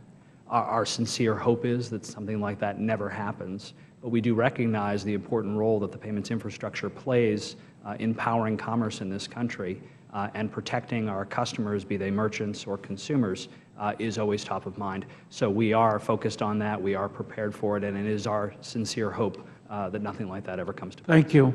Mr. Dodge. So in terms of your question about what Congress can do, I think that the focus on data security to avoid such a catastrophic event is incredibly important. What we believe is that the way that you get yourself to a stronger environment is layers of security. And Congress can help with that by doing as the House did last month in passing information sharing legislation, but also, as we're talking about today, providing clear and strong guidance for businesses on how they should maintain their systems to ensure cyber security, and then providing the flexibility for businesses and for regulators to adapt to that threat over time. There's no doubt that the threat is increasing, the level of sophistication is growing extremely fast, and we need to be able to stay involved in it. The last point is we need to look to where our greatest vulnerabilities are, and right now our greatest vulnerability from the merchant community is the cards that we accept at the point of sale. They're the weakest technology-enabled, security technology-enabled in the world today. And when we move to chip technology without the PIN, like has been instituted in the rest of the industrialized world, we will still have the lowest level of security in the world, and fraud will continue to flow towards us. Thank you. My time has expired, and I yield back, Mr. Chairman. Time of the gentleman has expired. The chair now recognizes the gentleman from South Carolina, Mr. Mulvaney. Thank you, Mr. Chairman, and thank you to everybody on the panel for helping us try to do something we don't do enough here, which is just try and collect information, which is what I'm going to try and do. I'm not here to try and beat anybody up. I actually have an honest-to-goodness question. And I think it's directed to Mr. Pawlenty and Mr. Dodge, but I'd welcome everybody to chime in on this, okay? Let's say that Mr. Capuano steals my credit card, which is possible because he's that kind of guy, even though he's not here yet. And he goes to my local gas station, or his local gas station, slides it in there, happens to maybe he knows my zip code, and buys the gasoline with my stolen credit card. I catch it when my statement comes in the next week, or maybe I get an email notification, which I think is a service my bank actually provides, which I enjoy very much. I catch it, I call my bank, and I say, someone stole my credit card and they just used it to buy gas in Massachusetts. And they say, okay, Mr. Mulvaney, thank you very much, we'll take it off your bill. Who eats that loss? Is it the retailer? Is it the bank that issued my card? Is it Visa? Or is it somebody else? Who eats that loss for that gasoline bought with a stolen credit card? So first I would say if a PIN was required on that transaction, the fraud would have never occurred in the first place. Okay. You wouldn't have had that. Secondly, there's a difference between data breach fraud repayment and traditional fraud repayment. And so there would be, based on the contracts that the retailers sign with the card networks, there would be an evaluation of where was the weakest link in the system. So if it was a stolen card and it was reused, then it would probably, actually I don't know the answer to that question, that's how it would go, but it is determined by a contract. Whoa. But in many cases, in almost all cases, an element of that fraud is charged back to the retailers. Mr. Pawlenty. Well, initially, somebody has to give the cash back if it's a debit transaction or the value, to the again, so it's the bank. Okay, let's assume it's a credit transaction. It's the issuing bank, and then they sort it out afterwards as to who pays what. But in terms of who eats most of it initially, in our view, over the long term of the discussion, it's the banks. All right, Mr. Dodd, and here's why I asked the question, guys, and Ms. May, because I have my banker friends come in and they say, look, we have to do something about this because we eat all of this loss. And just last week, I had some of my convenience store people come in and say, look, we have to do something about this because we eat all of this loss. Are both of them eating a little bit of the loss? Is that what it comes down to? I see some people in the back row nodding their head, which is usually a good sign. So I included in my testimony a schedule of repayment that shows the fees or the structure of the contracts that obligate merchants to repay in the wake of a breach. Those are reissuance costs, so the cost to reissue the cards, and then fraud that's associated with the breach. But every single day on every transaction that's processed, a merchant pays a fee. It's called an interchange fee. Sometimes it's called a swipe fee. And an element of that fee is a prepayment of fraud. It goes into account whether fraud happens or not, they're prepaying it every single day. So how that's divided up by the banks, it's a great question for them. But we know we pay it on every single transaction. I got Congressman, if I could. Please, yes. The hypothetical you asked actually has a pretty simple answer, and that is the card issuer is responsible for that fraud. The lost and stolen fraud you described is never the responsibility of the merchant. Since your card was stolen out of your pocket and you hadn't yet reported it stolen when that card was used and the transaction was authorized by the issuing bank at the gas station, the issuing bank has responsibility for that. You don't, and the merchant doesn't. Thank you, Mr. Oxman, because I think that leads me to the next question, which is, does the analysis change? I think I've got it now for a stolen card out of my pocket. Capuano steals my credit card. I get it. And he would do that, too. What if the card is counterfeit? Is it any different? If someone gets it from Target, gets my information from Target, they create a counterfeit card and then use it, is the outcome any different? Is the distribution of who bears the loss different? Mr. Oxman. So as it stands today, the analysis is exactly the same. In the case of a counterfeit card, the issuer would have responsibility for that, the merchant would not. The migration to EMV chips that we've been talking so much about this morning actually changes that calculus. And the responsibility for the fraud after October of this year will actually fall on the party to the transaction, whether it's the merchant side or the issuing side, that has deployed the lesser form of security. Not to get too complicated, but if that card that you're talking about has been counterfeited and it was a chip card, and the issuer has issued chip cards, but the merchant hasn't installed chip readers, then the merchant will have responsibility for that fraud. So that's a change to the current system, which is the issuer takes responsibility. And then finally, if I can have the indulgence of the Chairman for 15 more seconds, the third example of the fraud we've talked about today is the online fraud, which is there's no card present. We're online buying airplane tickets. Who bears the risk of loss on that one? Merchant, 100%. 100%. The merchant is subject to the fraud costs. Gentlemen, thank you very much. I really appreciate the information. Thank you, Time Mr. of Chairman. time of the gentleman has expired. Chair now recognize the gentleman from Missouri, Mr. Clay, the ranking member of our Financial Institutions Subcommittee. Thank you, Mr. Chairman, and I wanted to note that I am so glad to be back in this refurbished hearing room. Let me ask Mr. Orfe, you note at the end of your testimony that not a single company has been found to be compliant at the time of their breach. But in many cases, firms that have been breached were at one point PCI compliant. How does your compliance framework lend itself, if at all, to ongoing monitoring of PCI compliance, and what role does the PCI play in monitoring compliance? Thank you for that question. Yes, 99.9% of the compromises were preventable and covered by the standard. And if you think about our standard, what we're advocating is a move away from compliance to a risk-based approach. And we are advocating vigilance and discipline and being methodical in close adherence to the standard. Security is a 24/7 responsibility. It's not a matter of compliance. You know, what we see happens is a company works diligently to bring its organization into compliance. They high-five each other on Thursday, and Friday the environment starts to deteriorate. So it's about being disciplined, methodical, and paying attention and to the fundamentals, sir. Thank you for that response. And Mr. Oxman, although chip technology is fairly new to the United States, it has been around for decades and is ubiquitous in other parts of the world. Given the rapid pace of technological development, are we not at the point where other types of security measures are more appropriate for use in connection with U.S. payment cards and payments in general? Thank you for that question, Congressman Clay. You're absolutely right that the chip is a well-developed technology. And the good news is the payments industry recognizes, as you've heard this morning, that the chip addresses one type of fraud that happens to be the most prevalent form of fraud here in the United States today, and that's counterfeit card fraud. So the chip implementation will address that type of fraud. But as you noted, other types of security are important as well, which is why our industry is deploying a layered security technology approach, which includes the chip in cards, but also tokenization, which replaces account information with a one-time use mathematical cryptogram that can't be intercepted and reused. It also includes point-to-point encryption, which secures all entry points into the payment systems.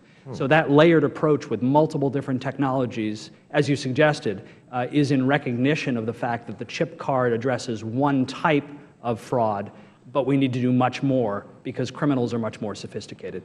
Thank you. And for anyone on the panel, how prevalent is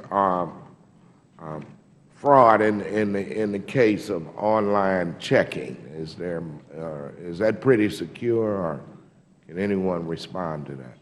Online checking? Yes. Certainly, e-commerce is an environment where there's limited security options for merchants to employ right now. It's a frustration of merchants that the fact that e-commerce is such a big part of the economy and there's no strong means of security is a considerable frustration. Just back to your first question a moment ago, though, I want to note that Jason's point about all the levels of the different layers of technology is a good one. That we need to be evolving to the next generation of technology. We need to be finding ways to make tokenization, encryption, all these other things work, specifically for the e-commerce environment. But today, there's 1.2 billion cards circulating in the United States, most of which have 60s-era technology in it. And later this year, when we start to see more chip cards, we're going to see early 2000s technology issued in the United States. So we aren't keeping up with the biggest area where transactions are occurring, and we need to do a better job of that. All right. Thank you so much for your responses. And Mr. Chairman, I yield back. Gentleman yields back. The chair now recognizes the gentleman from North Carolina, Mr. Pittenger. Thank you, Mr. Chairman. Thank you for hosting this hearing, and thank you to each of you for being with us today.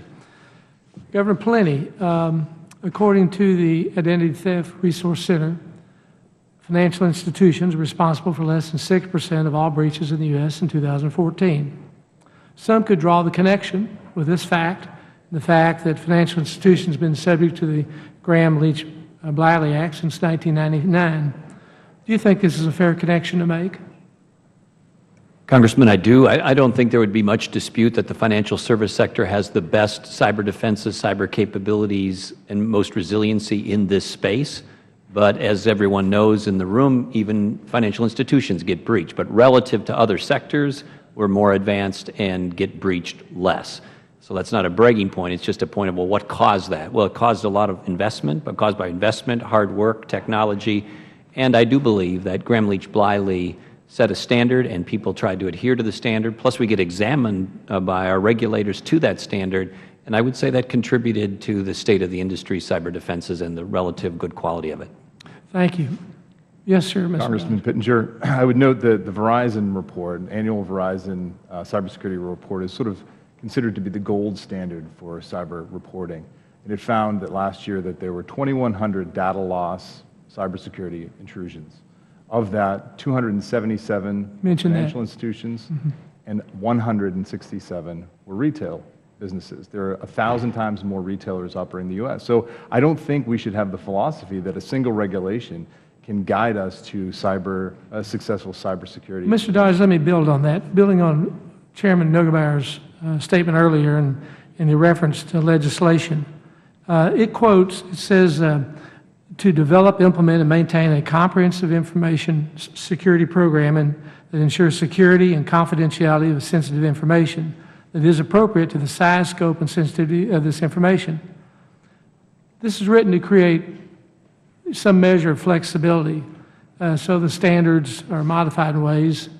Do you think this is a good approach in terms of creating these flexibilities of standards? So, we applaud Congress for looking at lots of ways to address this issue.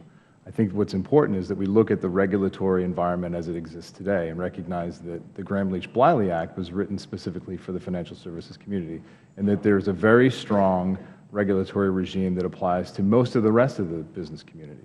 And that is enforced through the FTC. The FTC has moved aggressively on this over the last decade, and they've established a clear and strong set of standards that businesses have to comply with. We think that that is the way to go. Well, let's refer to this. It says, the provision of the bill says, a covered entity's information security program shall be appropriate to the size and complexity of the covered entity, the nature and scope of the activities of the covered entity, and the sensitivity of the consumer's financial information to be protected. What other flexibilities do you see would be needed that would ensure that consumers are protected but not prevent adaptability for new future threats? So it's the language that you cite is not dissimilar from what we've endorsed for authority through the FTC. We think that businesses need to have a clear understanding of what their objective, what their obligations are, and that the enforcement agency, as the FTC does today, has the ability to evolve their interpretation of that law over time to meet new threats, and that businesses of different sizes and businesses that require, that collect different kinds of data should be treated based on their size and the kind of information. And this legislation seeks to do that, isn't that right? Based on what you quoted, that sounds right. But as I've said, we believe that you need to look at the regulatory environment as it exists today and work within that. The debate here today is about how do we pass a law that could provide businesses with more clarity and the ability to evolve with a threat. I don't think that the objective should be to shoehorn a law that was written for one industry to apply to the entire business community. And I don't think that's what this law does, according to what I just read. I think it clearly states that the provisions in there would reflect the size, complexity, the nature and scope. It personalizes it. It creates that flexibility. Sure. And I appreciate your focus on that because we agree with that, the need for that flexibility. We simply are looking at the proposal in its entirety, and it's hard to separate things out without talking about how it would affect it when it's all merged together. Thank you. Yield back.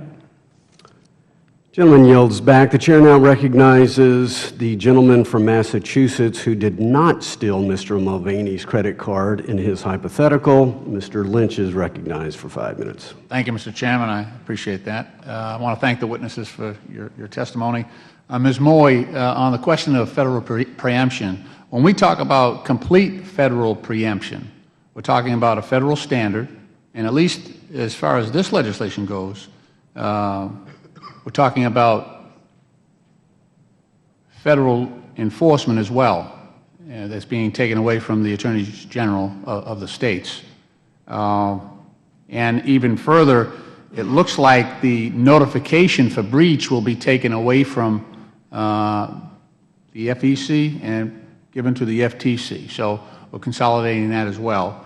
And as well, it might involve, if I'm not sure if I'm getting this correct. If we have a federal standard and a retailer or a business complies with that federal standard, does that imply some type of immunity for that individual retailer if they're complying with what the feds require? Is that also holding them harmless from any liability? I'm sorry, you mean in an environment where this creates a floor and not a ceiling, and states continue to have? This would be a complete obliteration. This would be just total preemption. So you'll have one standard. You could call it it would be a ceiling. It would be a ceiling. So is that implying some type of immunity or protection from liability for the complying company? Yeah, I mean, a company would then only be liable as it would be held liable under the federal law, and any additional obligations of the state law that had previously existed would no longer be actively enforced against them. Right. Under this legislation, that would be problematic because of, as your testimony indicated, it only recognizes financial harm. Right. There's a trigger. Well, actually. There's a financial harm trigger, and I think there's also a trigger for a very narrow set of personal information. Actually, I'm not sure if there is. I think I thought that I was under the impression that the financial harm trigger applies to everything, but perhaps you're right. I'll take a look at that. And if I may, Congressman, the provisions of the bill of 2205 also provide for triggers related to identity theft as well as financial harm. Right, yes, but although many states, as I noted in my written testimony, have either no harm trigger at all, recognizing that consumers want to be notified of the breach of certain classes of information and want to be able to safeguard that information regardless of whether or not it could be used for identity theft or financial harm. And a clear majority of states have either no trigger or a trigger that's broader than just financial in nature. One of the problems I have is that this introduces a federal standard, and it takes out the states. Massachusetts happens to have a very robust consumer protection, privacy framework that I think will be harmed. And we also have, we've been blessed with attorneys general that have been very active in defending consumers. And some of those cases, as you've pointed out, I think the average case of breach in Massachusetts, we had 2,400 last year, but the average size was about 74 consumers. So that's not the type of thing that the FTC is going to go after, in my opinion. That's right, and that's why we think it's so critically important. If we want to ensure that all consumers are protected by a federal standard, it's really important that we have as many people keeping an eye on what's happening with breaches and working with companies to help develop their security standards and working with consumers to respond after their information has been breached and to watch out for potential harm that could be coming down the pike. It's really important to have the involvement of the state AGs and all of that. And if we did introduce, and I'm in favor of introducing a very high floor across the board that I think would subsume maybe close to 40 states. But I would like to have that flexibility for states that, well, number one, they're more flexible. Congress is not known for its speed at all. And so having the states out there with the ability to provide additional protections, especially in the face of the sophistication of some of these hackers, is very, very important in my mind. There is some incongruity in this bill. It talks about a federal standard, but then it says every covered entity will be responsible for adopting a system of security protection that is commensurate with their size, their complexity. The gentleman from North Carolina just brought this up in a different context. But how do we deal with that, where a pizza shop, a coffee shop, a bank, well, banks are a different class, but each and every company is going to be able to right-size the level of protection, but in reality, that stream of information that is breached may not be compartmentalized. I'm sorry, what do you mean by the information may not be compartmentalized? I'm sorry. Well, if they hack into your as you said, your email and your password, that opens up a whole other door of information that they can access that might not be readily evident, based on where they entered the stream of information. Right, sorry. May I just respond to A very brief answer. Sure, yeah. I would just say there are certainly login credentials that because people recycle passwords can be used across accounts, and that's an important reason for All right, thank you. Time of the gentleman has expired. The chair now recognizes the gentleman from California, Mr. Royce, Chairman of the House Foreign Affairs Committee. Thank you, Mr. Chairman. There's been a lot of discussion here about the current liability, what it looks like. I guess one of the questions is what it should look like. And if I could ask Governor Pawlenty, I had a question here. When a data breach occurs, how should we allocate financial responsibility for that breach? For example, if a breach of sensitive customer information occurs at a financial institution and it's shown that the institution did not protect the customer information, as Graham Leach-Bliley requires, do you agree that the financial institution should be responsible for the cost of the breach? Congressman Royce, yes. We believe that the entity that was negligent, or entities plural, should be responsible for their negligence. Okay, then, Governor, should the same be true of the merchant? If there's a breach with a high likelihood of harm being done to the consumer, should the merchant be responsible for the costs associated with that breach to the extent that the entity has not met minimum security requirements? Congressman Royce, absolutely. And Mr. Dodge, I would ask if you agree on that point. I would tell you that we do agree, because that is what happens today. Today, merchants are obligated, if they have a breach, by contracts signed with the card networks, to reimburse the banks for the fees associated with the cost, in addition to the fees that they pay every day, every time a transaction, which is obligated to prepayment of fraud, if it happens or even if it doesn't happen. So those fees are being paid constantly. So the next question I was going to ask Governor Pawlenty is, it's been proposed by some that consumers should receive notification of a data breach directly from the company that was breached, even if they have no relationship with that company. Wouldn't a simpler solution be to allow the notice to come from the company that the consumer gave their financial information to directly, while also allowing the company to identify where the breach occurred if it is known. It's my understanding that there is currently no law, no contractual obligation that would preclude a financial institution from identifying the institution where a data breach occurred when sending out a notification to their customer. Is that your understanding as well?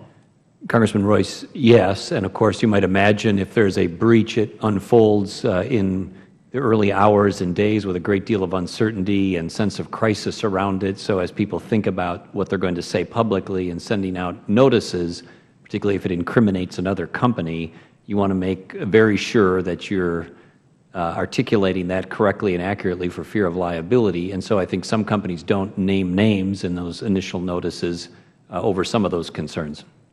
You know, as we look at the cyber attacks, and we see this increasingly as we talk to the Europeans and Asian governments, a lot of these are being conducted now by state-sponsored or state-sanctioned entities. We actually, for example, see individuals traveling from a certain bureau in North Korea to Moscow to be trained. And then we see their conduct with respect to the banking system in South Korea and the attempt to implode the financial system in South Korea with those direct attacks. What can or should be done, in the view of some of the panel here, to hold these countries accountable in situations like this? And how do we do that? Congressman, to the extent this has evolved into an international dynamic, and you have state-sponsored or semi-state-sponsored activity, the United States is going to have to respond in kind at a level of country-to-country discussions and potential consequences. As you may know, under current law, the only entity that can, fire back, if you will, in cyberspace is the U.S. government. Private entities cannot hack back, and so the deterrent or consequences for this potential behavior can only come from the U.S. government. And then lastly, there needs to be rules of the road internationally. We have rogue states, semi-rogue states acting recklessly, irresponsibly, in a very concerted fashion. And what you see now in terms of payment disruption is relatively minor. The consumers get reimbursed. It's inconvenient, it's menacing, it's concerning, and you should act on that alone. But compared to some not too fanciful scenarios where the entire payment system is disrupted or another piece of critical infrastructure is disrupted, that's something you need to be thinking about. We've seen the Iranian attempts here, and have you seen that in your industry? We're cautioned not to attribute other than what's been reported publicly, but it has been reported publicly. North Korea was involved in an incident, an attack that was attributed to them, and I think you have seen public reports of Russian or Russian-sponsored entities, Iranian-sponsored entities, and on down the list. Thank you very much, Governor. My time has expired. Chairman, thank you. Time of the gentleman has expired. The Chair now recognizes the gentleman from New York, Mr. Meeks. Thank you, Mr. Chairman. Let me first, I guess, Mr. Oxman, let me ask you this question, and in the same line. After 9/11, we talked about having all of our intelligence agencies working closer together, et cetera. And so here, when you talk about preventing data breaches, there are a number of entities that are concerned, whether you're a device manufacturer, whether you're a network operator, whether you're a financial institution or app developer. Seems to me that it would be important that these entities work together to develop an effective, mobile data protection solutions. And in your estimation, is the industry working in a collaborative way? All of the interested parties in doing that. And what, if anything, do you think that Congress can do to ensure greater collaboration so that we can make sure that everybody is working together to try to eliminate this huge problem? Thank you, Congressman Meeks. I think the good news is, the short answer to your question is yes. The industry, the ecosystem is working enormously smoothly together to deploy the next generation security products and services that we need out there in the market to secure against these increasingly sophisticated cyber attacks. The industry is working collectively through standards bodies like PCI to deploy next generation security technologies like chip technology and cards, like tokenization to take account information out of the system, and like encryption to secure points of entry against intrusion from cyber attacks. The industry, as you noted, is enormously complicated. It does involve a number of different players, from financial institutions to payment processors, merchants, consumers, device manufacturers. And as we move to new technology like mobile payments and wearables, it's going to get even more complicated. But again, I think the good news is we're working very well together to deploy all these next-generation technologies, because we all share an interest across the ecosystem in ensuring that our customers feel comfortable shopping at our stores and using electronic payments. As to the second part of your question, Congressman, what can Congress do?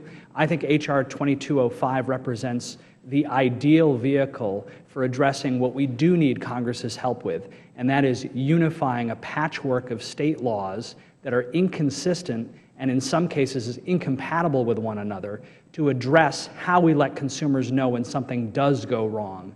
Because criminals are sophisticated and they're going to keep acting, and we need to make sure we're all on the same page when we let our customers know if something happens. And that's where I think Congress can be helpful. Thank you. Let me ask Mr. Pawlenty. Now, I know, and you believe in reading your testimony, you noted that the EMV chip cards have proven very effective, and I've got a number of my cards now that come and got to switch out on them, make sure you have the chip. But one of the questions, and this happens with my daughters, et cetera, now, that they're doing more and more shopping online. People are not going to the store as much, and they're doing shopping online, and it seems as though that there are more frauds that are now taking place when people are doing this shopping online. So can you discuss ways in which firms are innovating to prevent consumers who rely more on the online shopping so that we can prevent frauds in that regard? And again, like I asked Mr. Oxman, ways that Congress can do to ensure greater data breach protection as we move away from in-store purchases. You know, it just seems as this new generation is just online. My daughters won't go to stores anymore. Everything's online. And what we can do, you know, in that regards. Congressman, great question. And as was mentioned earlier, the chip cards will go a long way towards eliminating or greatly reducing card-present fraud for the reasons that were mentioned earlier. So that's progress and good, and we applaud that and enthusiastically embrace it. But as we've seen in the other EMV-adopted countries, the fraud then shifts to the online environment. And what happens, of course, is if you make an order online, over the phone or otherwise, you enter in your credit card number, you enter in your 3 or 4-digit, code, and your expiration date, and away you go. And so if I've got that information from you, I can make that transaction online, and it's, let's just say it's loose, to put it mildly. So the future of that in the near term is a technology platform called tokenization, which will allow that transaction to occur with a unique set of data that connects needed data to finalize the transaction, but the personally identifiable information isn't necessarily transmitted as part of it. It's a token, one unique signal that goes. That's coming. It's just around the corner, and it's already to market to some extent. But it was mentioned earlier, the cost of it is coming down. The ubiquity is coming. It's coming more ubiquitous. So that will be a big part of the solution.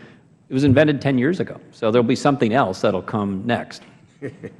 Time of the gentleman has expired. The Chair now recognizes the gentleman from Maine, Mr. Poliquin. Thank you, Mr. Chairman. I appreciate it very much, and thank you, all you folks, for being here today. I really appreciate it. Mr. Oxman, I know you and I are both from Maine, probably the safest state in America, and we invite all kinds of other folks to come up there and enjoy our state. That being said, we are not immune to folks who are stealing our credit card or our credit card numbers, or using our debit cards fraudulently and what have you. So we know there's a problem. The problem is across the country, even our great state of Maine. That being said, one of the things that I've heard this morning that I'm delighted about is that there seems to be some common ground, a lot of common ground, when it comes to the fact that there is an issue with cybersecurity. We all know it's there, and you folks all agree to it, even though you're from different parts of this space, if you will. And I've also heard, if I'm not mistaken, that there's a consensus that we need, instead of 48 individual laws that we have to deal with, that one national standard would be very helpful when it comes to notification. What I'd like to hear from each of you, we'll start with you, Governor, if you don't mind terribly, is what else is on the top of your list? What else would you like to inform this committee about that would be very helpful for all the players in the space to make sure our consumers in Maine's 2nd District and throughout the country are well protected with their bank accounts, their credit cards, and what have you. What could you advise us today? Because you're members of the folks that are on the ground. You're much closer to this problem than we could ever be. Please tell us. That's a great question. And you think about notification, it helps notify people that there was a problem, and now we need to clean up the mess. So that's a little consolation for people who have the mess, visited upon them. So it's helpful. As to standards, again, it'll help as people raise their game. I think this entire space is going to evolve in a very interesting and probably disruptive fashion over the next 10 years. The things that we're talking about here today in terms of technology platforms, as was mentioned earlier, will look very differently 10 years from now. I don't think we're going to be walking around with pieces of plastic and pins. The whole thing is shifting increasingly to mobile and other ways to make payments. So I would say it's going to come from the technology sector, big changes and good changes. Mr. Dodge. I'm glad some attention is being paid to collaboration, because I think that's an important outcrop from these catastrophes, this focus. Last year, we collaborated with the Financial Services Roundtable and Electronic Transactions Association with a whole bunch of merchant and financial services associations to talk about these challenges, try to find some common ground. Collaboration has also found its way into the information sharing, threat information sharing world, where businesses can share threat information, sort of a rising tides. For a main term, rising tides lift all ships, the ability to see a threat, deflect it, and share with others what you saw and how you did it. Really important, and we congratulate Congress for passing legislation on that last month. I think one of the things that we really look towards is how do we enhance the security to the 21st century and beyond. Card security today is weak. It needs to improve. There's a half step on the calendar for later this year, but it's only a half step. We need to get beyond that. And we really want to see Congress focus on that, and we certainly want to see the business community that's responsible for creating those cards to focus on it as well. Mr. Oxman. Thank you, Congressman Poliquin. I'm excited about the changes in technology that we're seeing in our industry, and I think if there were one thing for the committee to be aware of, it's that there actually is no need for an inquiry into that technology because the industry is working together to deploy it. My first job was as a bank teller, summer after first year in college at Mechanic Savings Bank in the heart of the 2nd District of Maine. And the hot technology back then in the 80s was the ATM machine. Today, consumers can buy things with a watch. It's absolutely amazing what's happening out there. And I think the good news is, from Congress's perspective, the industry is deploying that technology safely, securely, and reliably, and we're going to get it done. How about Apple Pay, Google Wallet, Square, these sort of pieces of technology that are much more being developed much more quickly than I can understand, and how to pay with the goods and services you buy online or through a mobile device. Do you see any problems coming down the road with those types of technology, or is that where it's going to go and where it should go, in your opinion? Yeah, I think this kind of technology is incredibly exciting, particularly because it allows us to deploy more robust security alongside. The way to think about it is it's a new means of implementing a payments transaction, of initiating that transaction. You're using your watch or your phone instead of a plastic card. And that watch or phone or whatever device it is has many more security capabilities to it than the plastic cards. So it's actually a good thing for consumers. Mr. Orphy, unless here in this country we go down this path where we continue to work on this problem and find solutions to it, aren't we exposing our consumers and our families and our businesses to more cyber risk if Europe is ahead of us and other developed countries or parts of the world are ahead of us? May I answer that question? Yeah, I think the technology is going to evolve here, and we'll have good answers. Particularly mobile will be the future of payments. But I think what's really key is this information sharing effort that's in progress right now. Being able to collect that information, translate it so it's actionable intelligence, and then that'll allow us to preempt attacks from organized crime, rogue states, and state-funded actors. Thank you all very much. I appreciate it. Thank you, Mr. Chair. You my time. Thank the gentleman. Now the gentleman from Georgia, Mr. Scott, is recognized for 5 minutes. Yes, Governor Pawlenty, I'd like for you to address this. Anybody else could chip in as well. But with the challenge for our migration of the EMV chip technology in the United States basically due by October 15th, why are U.S. consumers only now receiving the chip cards when consumers in Europe and Canada have had them for many years. Why are we behind the 8 ball? There's some unique history as it relates to how Europe got to where it is relating to technology, their telecommunication system, how they did batch processing, how that works relative to how we did it in the United States. I think to sum it up here, I would say the transition from what we had to what we need and where we're headed next is a very big transition. You think about the millions and millions and millions of point-of-sale terminals that would have to be chip ready. Right now, only about 25% of retailers can even take a chip card, so they have to flip over their systems, their point-of-sale systems, their backroom systems. Payment networks have to do the same. The banks have to do the same. So it's a massive transition. Would we have been benefited from it being done earlier? Probably. But we are where we are, and now we just need to get it done as quickly as possible. And all of this is highlighting the urgency of it. Okay. Now, since we have such a brain trust of cybersecurity before us in this distinguished panel, I want to shift for a moment. Are you satisfied, and how would you describe the national security threat to our country as a result of cybersecurity as a national security issue? I think it's one we really, really have to deal with. And how would you relate that, particularly when we've had attacks on our cybersecurity from China, from Russia, from Iran, from North Korea, ISIS, Al-Qaeda, other terrorists? Now our military bases are put on heightened terrorist attack alert at a level we haven't seen since 9/11. What is it that we need to do more, and how do you address and how do you rate this threat at its present time as a national security issue? Governor Pawlenty, or any of you? I'll say, Congressman, I would rate it as a clear and present danger. And that's why I said what I said earlier. I think for particularly folks who are on the Republican side of the aisle, it's not as comfortable to say we're just going to do something uniform across the country. But I think this is elevated, not just the card and processing, but many other aspects of this, to a national security issue. We have known, identifiable threats to critical infrastructure of this country that would impair not just the economy, but the health and well-being of our citizens if they are deployed to any sort of scale.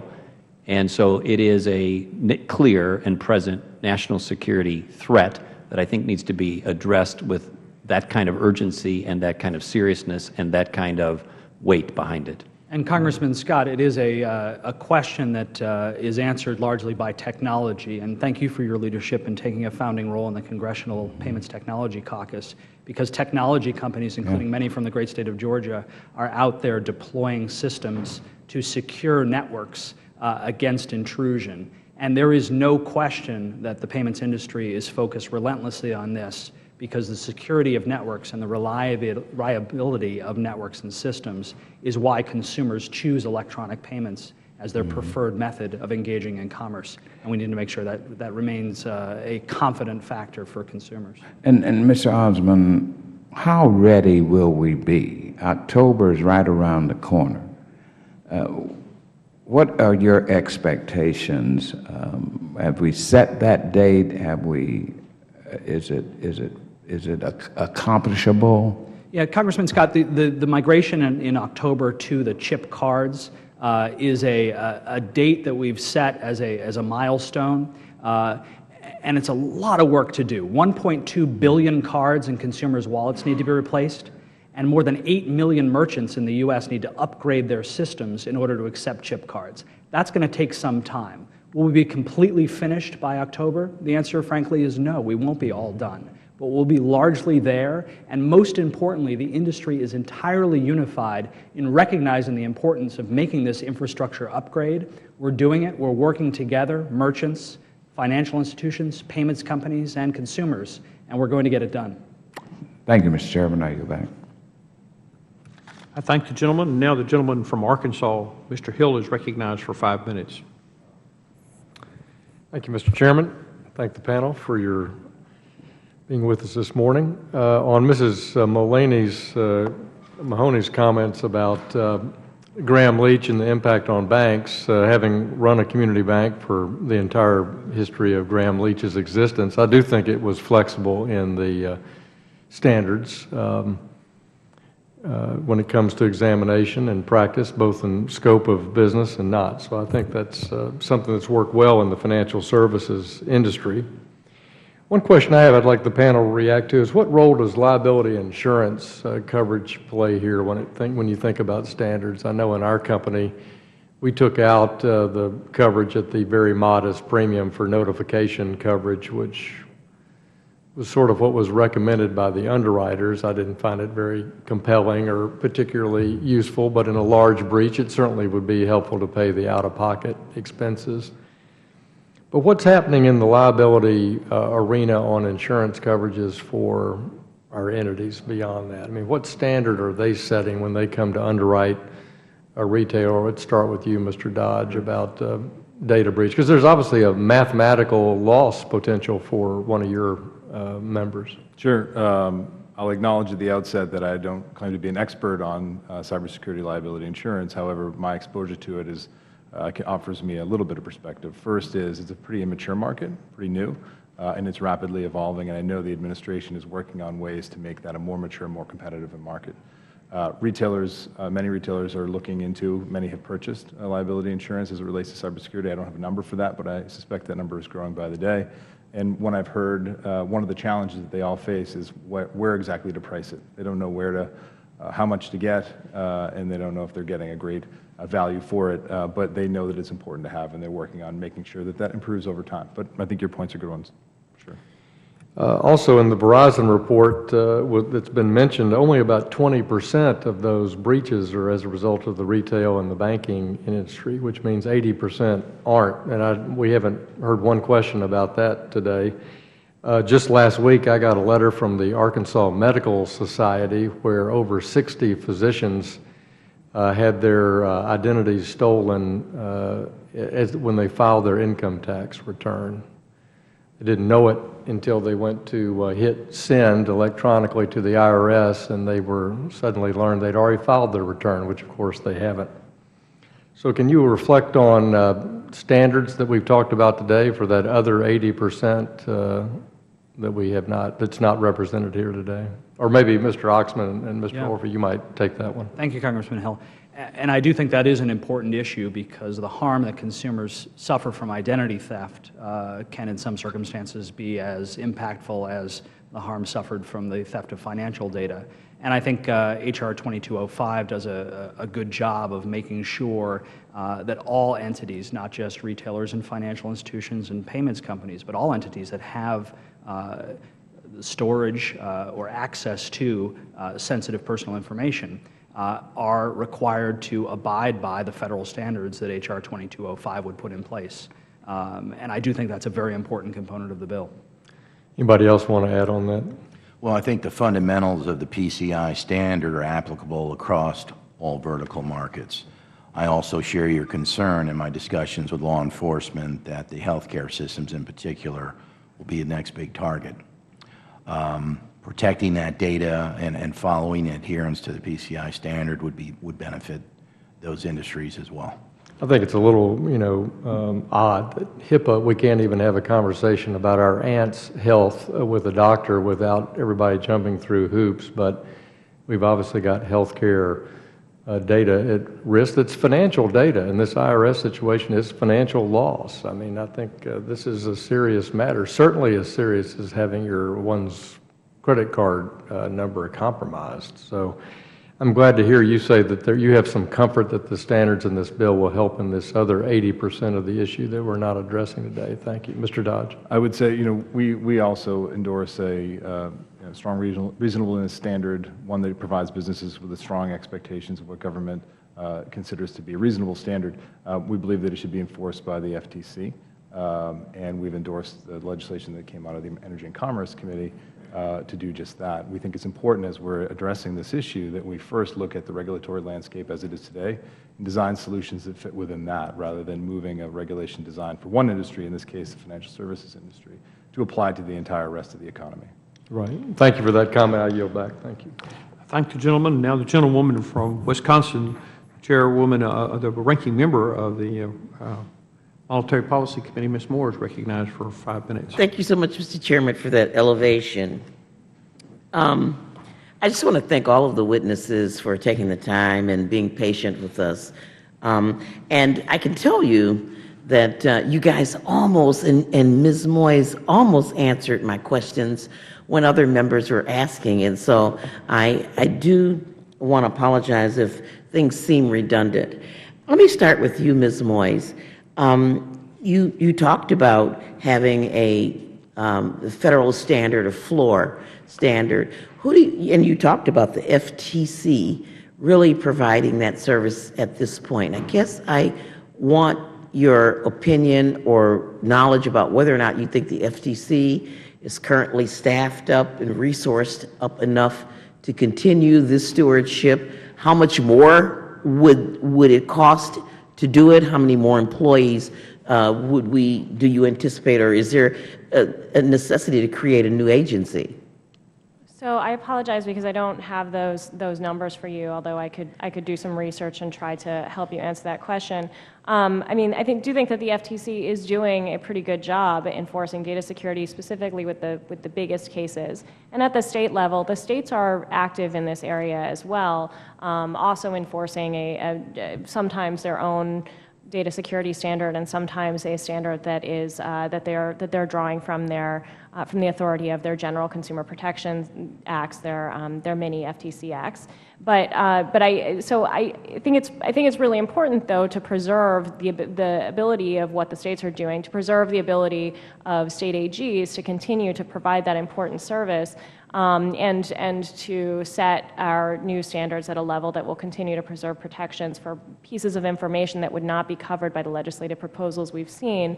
For example, in your own state of Wisconsin, the breach notification standard would extend to DNA and biometric data that's not necessarily covered by what we have seen in some legislative proposals. I really would like to know how much this will cost. And keeping with that same theme, Mr. Mulvaney was sort of going down this road about who pays for the cost of a breach. And on October 1st, 2015, there's going to be a merchant liability shift.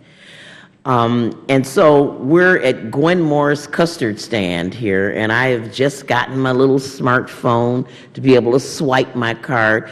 You know, how much is this going to cost me? Or do I just take risks and say, I'll just take chances for a few years until I get my business up and start franchising my custard store? How much will it cost me to be compliant? So, Congressman Moore, the good news is for a small business that's interested in upgrading their infrastructure, the costs are actually very low. You can get a EMV chip device from Square for $30. Oh, okay.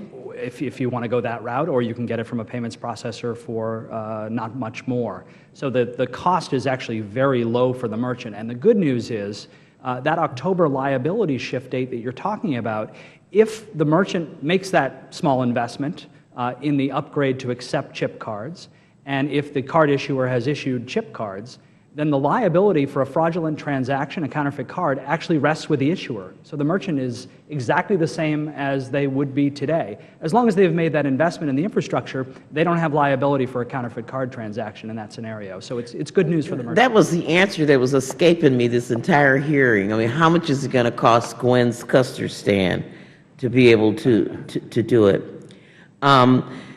Obviously, there will be a lot of cost for ATMs, and I guess that's a little bit more costly. How much will it cost to update all the ATMs? Yeah, the ATMs and actually fuel dispensaries, so gas stations, actually have an extra 2 years to upgrade their infrastructure, simply because it's pretty complicated to actually take the credit card equipment out of an ATM or out of a gas pump. So they don't have to worry about upgrading their infrastructure until October of 2017 for those two industries. Okay, in my last time for Governor Pawlenty, I guess as the head of the Financial Services Roundtable, I guess I'm just curious about why it's taken us so long to do this, why we're behind Europe and Canada, and you guys have testified that we're going to stay behind. Yeah. Some of the countries that went to EMV didn't have much legacy technology to begin with, so they could just jump to it as first adopters. Other countries have other histories, like the UK, for example, in an era where telecom was really expensive. They loaded up all their transactions and processed them at the end of the day, called batch processing. So the ability to do kind of real-time communication via telecom had something to do with how and when things evolved. All that being said, I think the U.S. has been slow to this issue, but the fact of the matter is we do see the need, obviously everybody does, and moving as quickly now as possible to implement it, and for good cause. Mr. Chairman, I realize my time has expired, but I just want to ask Governor Pawlenty, are the Vikings going to be as bad as they were last season? Did you say the Packers? The Vikings. Well, I think the big question is how do we get some of that custard? The Vikings are going to be better this year. The gentleman from Florida now, Mr. Ross, is recognized for 5 minutes. Thank you, Chairman, and thank you, panelists. I can only preface my remarks by thinking back to the early 1980s when I was installing computer systems, little 16-bit processors in pharmacies across the eastern United States. We would use a dial-up modem to update their drug prices and to process data. And then at that time, the movie War Games came out, starring Matthew Broderick, that showed how we can hack into the Whopper, the intelligence computer that started a international war game, and we've evolved today to where you go to Walt Disney World and you get a magic band you wear that has all your data, shows Disney exactly where you are, what you're doing, what rides you want to be on, all your billing information. The evolution of technology has been a tremendous benefit to us. It has given us the path of expanding our commerce and our economy tremendously, and obviously it has given opportunities to those that seek ill will against us, and that's why we're here. One of the institutions of higher education, University of South Florida, rests in my district. And 2 years ago, they were designated by the Florida legislature to be the Center of Cybersecurity, an academic program where now they have over 100 students seeking masters in this particular arena. My question is there a great deal of cooperation between the private sector and the academic sector in trying to innovate ways to continue to fight cybersecurity? If anybody can address that. I would just speak up and say I know that the retailers who have sought such partnerships have found welcome partnerships. And last year we established something called the Retail Cyber Intelligence Sharing Center. And at the core of that is a retail ISAC, but wrapped around that is an opportunity for educational opportunities. And I know that group has found great partners already in the academic community, looking for ways to identify ways to bring future chief intelligence security, information security officers up through the ranks, but also to share information so that everybody has the best skills available today. Good. It would seem to me that that would be a good partnership, even though that I'd say well over 80% of our commerce in the cyber world is through the private sector. Mr. Dodge, let me ask you this particular question, because as my colleague Mr. Mulvaney was asking you about who bears the cost of a fraudulent transaction, is it between the banks and the retailers? Is there not in existence any particular either express or implied right of indemnification between the parties that would allow that to be resolved absent statutory or legislative involvement? So the fraud payment requirements, who pays after a breach or in any instance of fraud, is spelled out in the contracts. So the retailers are bound by those contracts, and their unwillingness to, if they violate those contracts, they risk losing the right to accept cards. So there's a limited negotiation, I guess, is what you're telling me, in order for retail. I mean, retailer wants to accept a MasterCard, they accept all the terms and conditions without really negotiation. It's not a negotiation. You sign the contract presented to you. Yeah. Okay. Mr. Oxman, one of the things that we've talked about, and you talked about very well and in depth, is the EMV, the electronic MasterCard Visa chip. Now, for some time, this has been in practice in the European markets, has it not? It has. And just recently, had it not been for, I guess, an executive order, we would not be pursuing it as fast as we are in the United States. What has been the reason for the delay of the implementation of the chip technology here? So the reason that chip technology is being deployed today in the United States and has been deployed already in Europe is the following. In Europe, they don't have the ability that we have here to authorize a transaction online When you swipe your card at the point of sale, what happens is that transaction is transmitted through a payment network to the card issuer for a yes or no answer. And when the receipt is spit out 1.4 seconds later with the yes answer, it's because that transaction was authorized and approved online. I see. In Europe, they don't have the infrastructure to do that. The card authorized the transaction. I see. Which means that chip with the swipe machine isn't going anywhere. It's making the machine decision itself. right there. It's making the decision I right see. there. And that's why the chip infrastructure is necessary in Europe and hasn't been necessary And now we move into tokenization, which is essentially protecting the database of all the private information, and it's encoding or encrypting that particular transaction with a one-time identification, and then that allows anybody who captures that to have really nothing. That's exactly right. The way the system works today, in many cases, your actual account number is transmitted. Right. So what are cyber thieves looking for? They're looking for credit card numbers. Why do they breach retailers? Because there are tens of millions of them there. In a tokenized environment, it takes the actual account number out of the equation, so there's nothing to steal. How fast are we moving in that direction? I mean, We're moving in that direction very quickly. So it's going to become the predominant barrier, if you will. It is being ubiquitously deployed across all retail segments. Again, we have an existing infrastructure that needs to be replaced. It'll take some time to get there, but we will get there. It's a great technology, and everyone's working together to make it happen. One last thing. I know we've talked about point-of-sale defenses predominantly today, but after the data has been breached and then the consumer's identity is stolen, how effective are some of these companies out there that allegedly protect consumers from having their identity stolen? Is that good, or is it bad, or is it just somebody else's opportunity? You know, I can't speak to any one of those companies. I think, again, everybody needs to be vigilant. You need to monitor yourself in addition to services you may provide. But I want to go back to a point you made a second ago, which is about advancing to the technology in cards to get to where we are in Europe and have been in Europe for a decade. The migration that's happening in the United States is only a half step.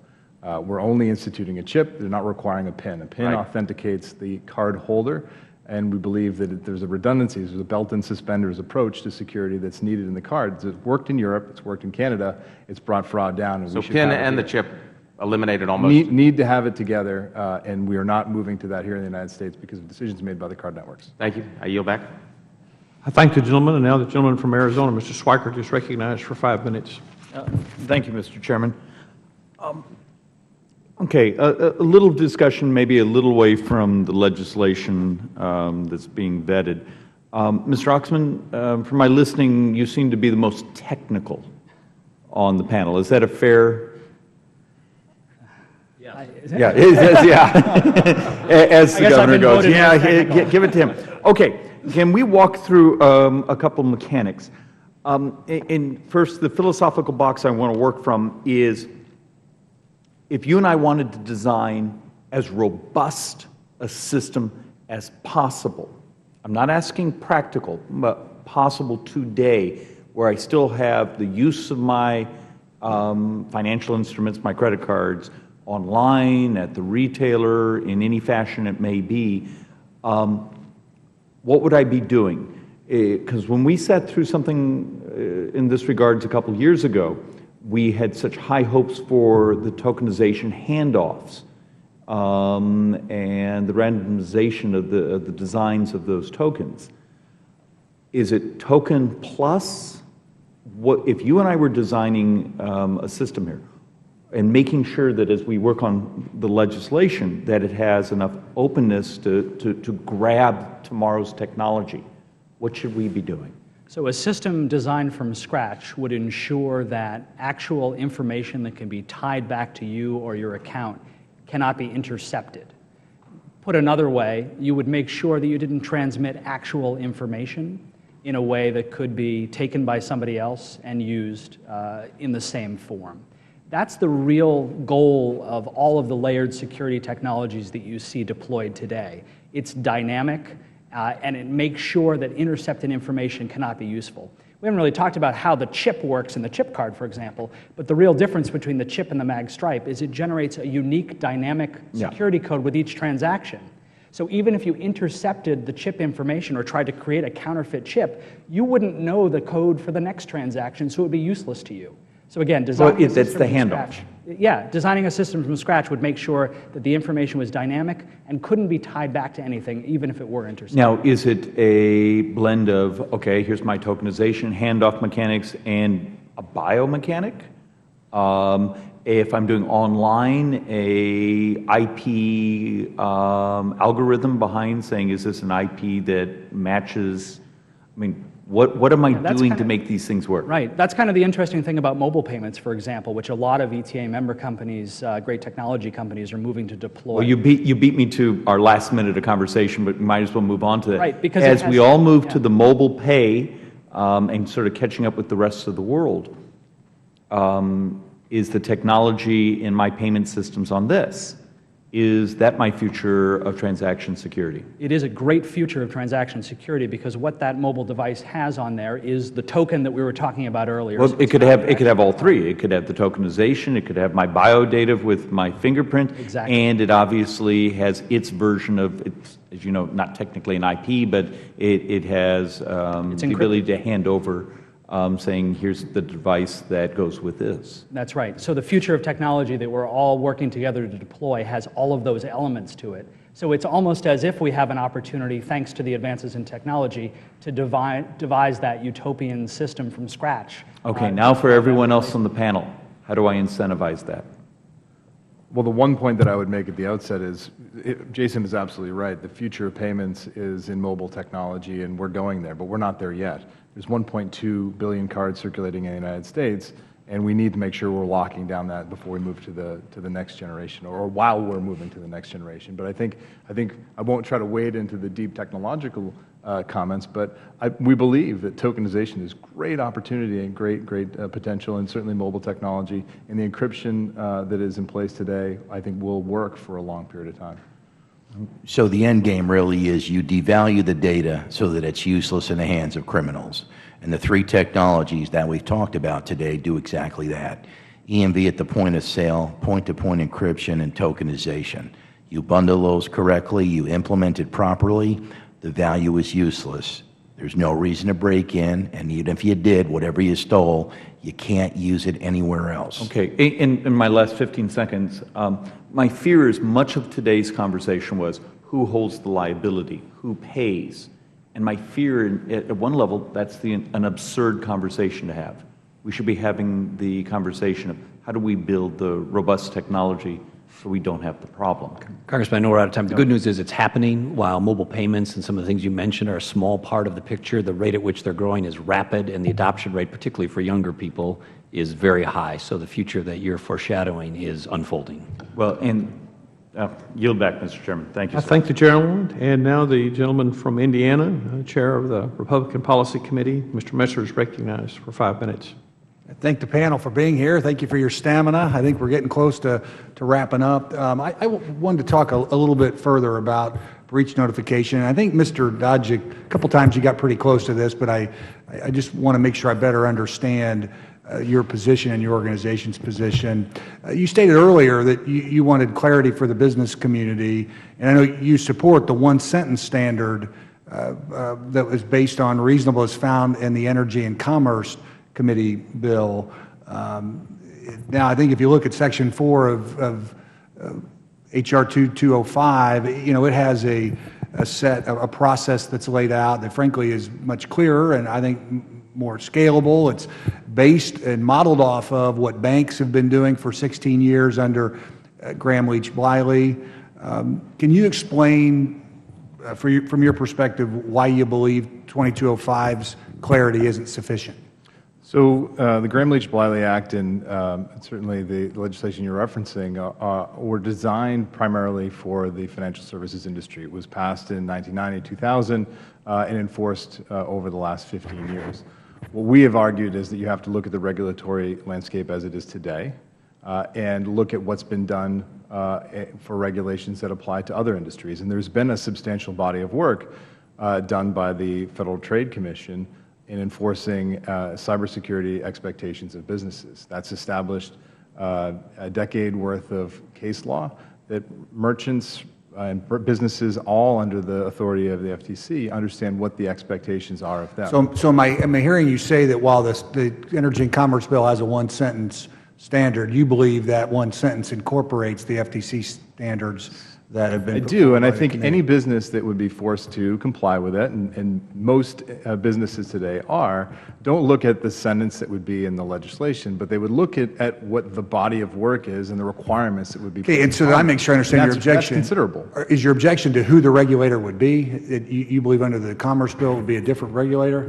We think the way that the Energy and Commerce Bill is structured and how it builds upon the work that's been undertaken by the FTC to date, it makes sense, and we believe that that is the best way to move the ball forward in terms of cybersecurity. Other members of the panel, I don't know if anybody would like to comment on the specificity and clarity of the language. Congressman, I would say while we recognize the brevity of it, to simply say, hey, go act reasonably, that's just a negligence standard that's built into common law for everything. We're all under a duty to go act reasonably in our daily lives and not be negligent. So it doesn't, when you're facing a threat of this magnitude, this nature, exponentially accelerating, to have the Congress say, hey, act reasonably. I think that is underwhelming as a standard and expectation as we enter the age of cyber battles. Yeah, I would agree, Governor, particularly when you've got a roadmap that's worked for 16 years in another industry that you can lean on. But moving on to another topic, I'd like to talk a little bit about how unreasonable delay works in the real world. There's talk about whether a notice should be immediate. Could you put some specific time frame on when a reasonable notice would occur? Could anyone on the panel comment on whether it's realistic to require a company to notify consumers within a specific set of days?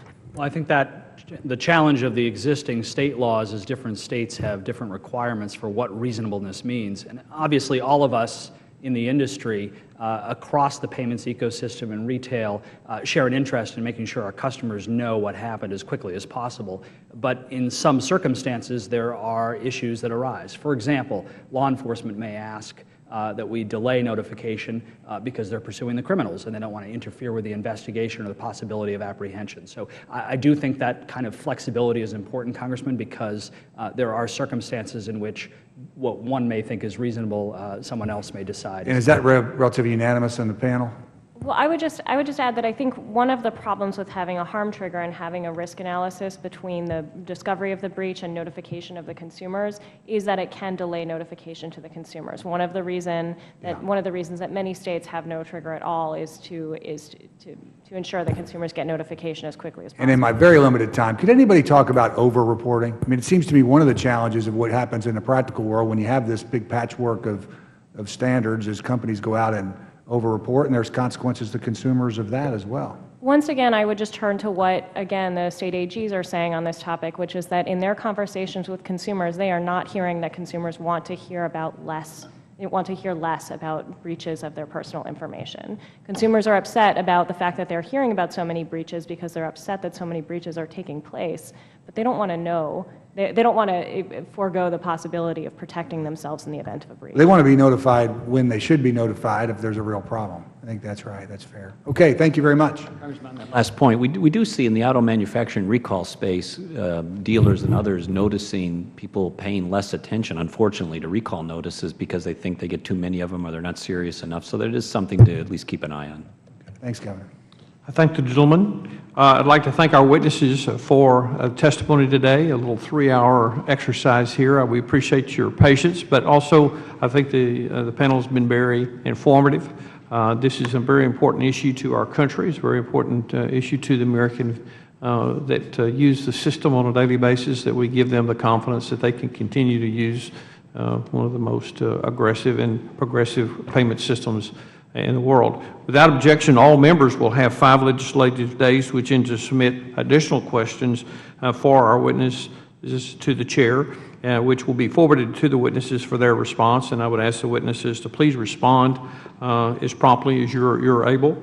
And without objection, all members will have 5 legislative days within which to submit extraneous material for the chair to be included in the record. And with that, this hearing is adjourned. Thank you.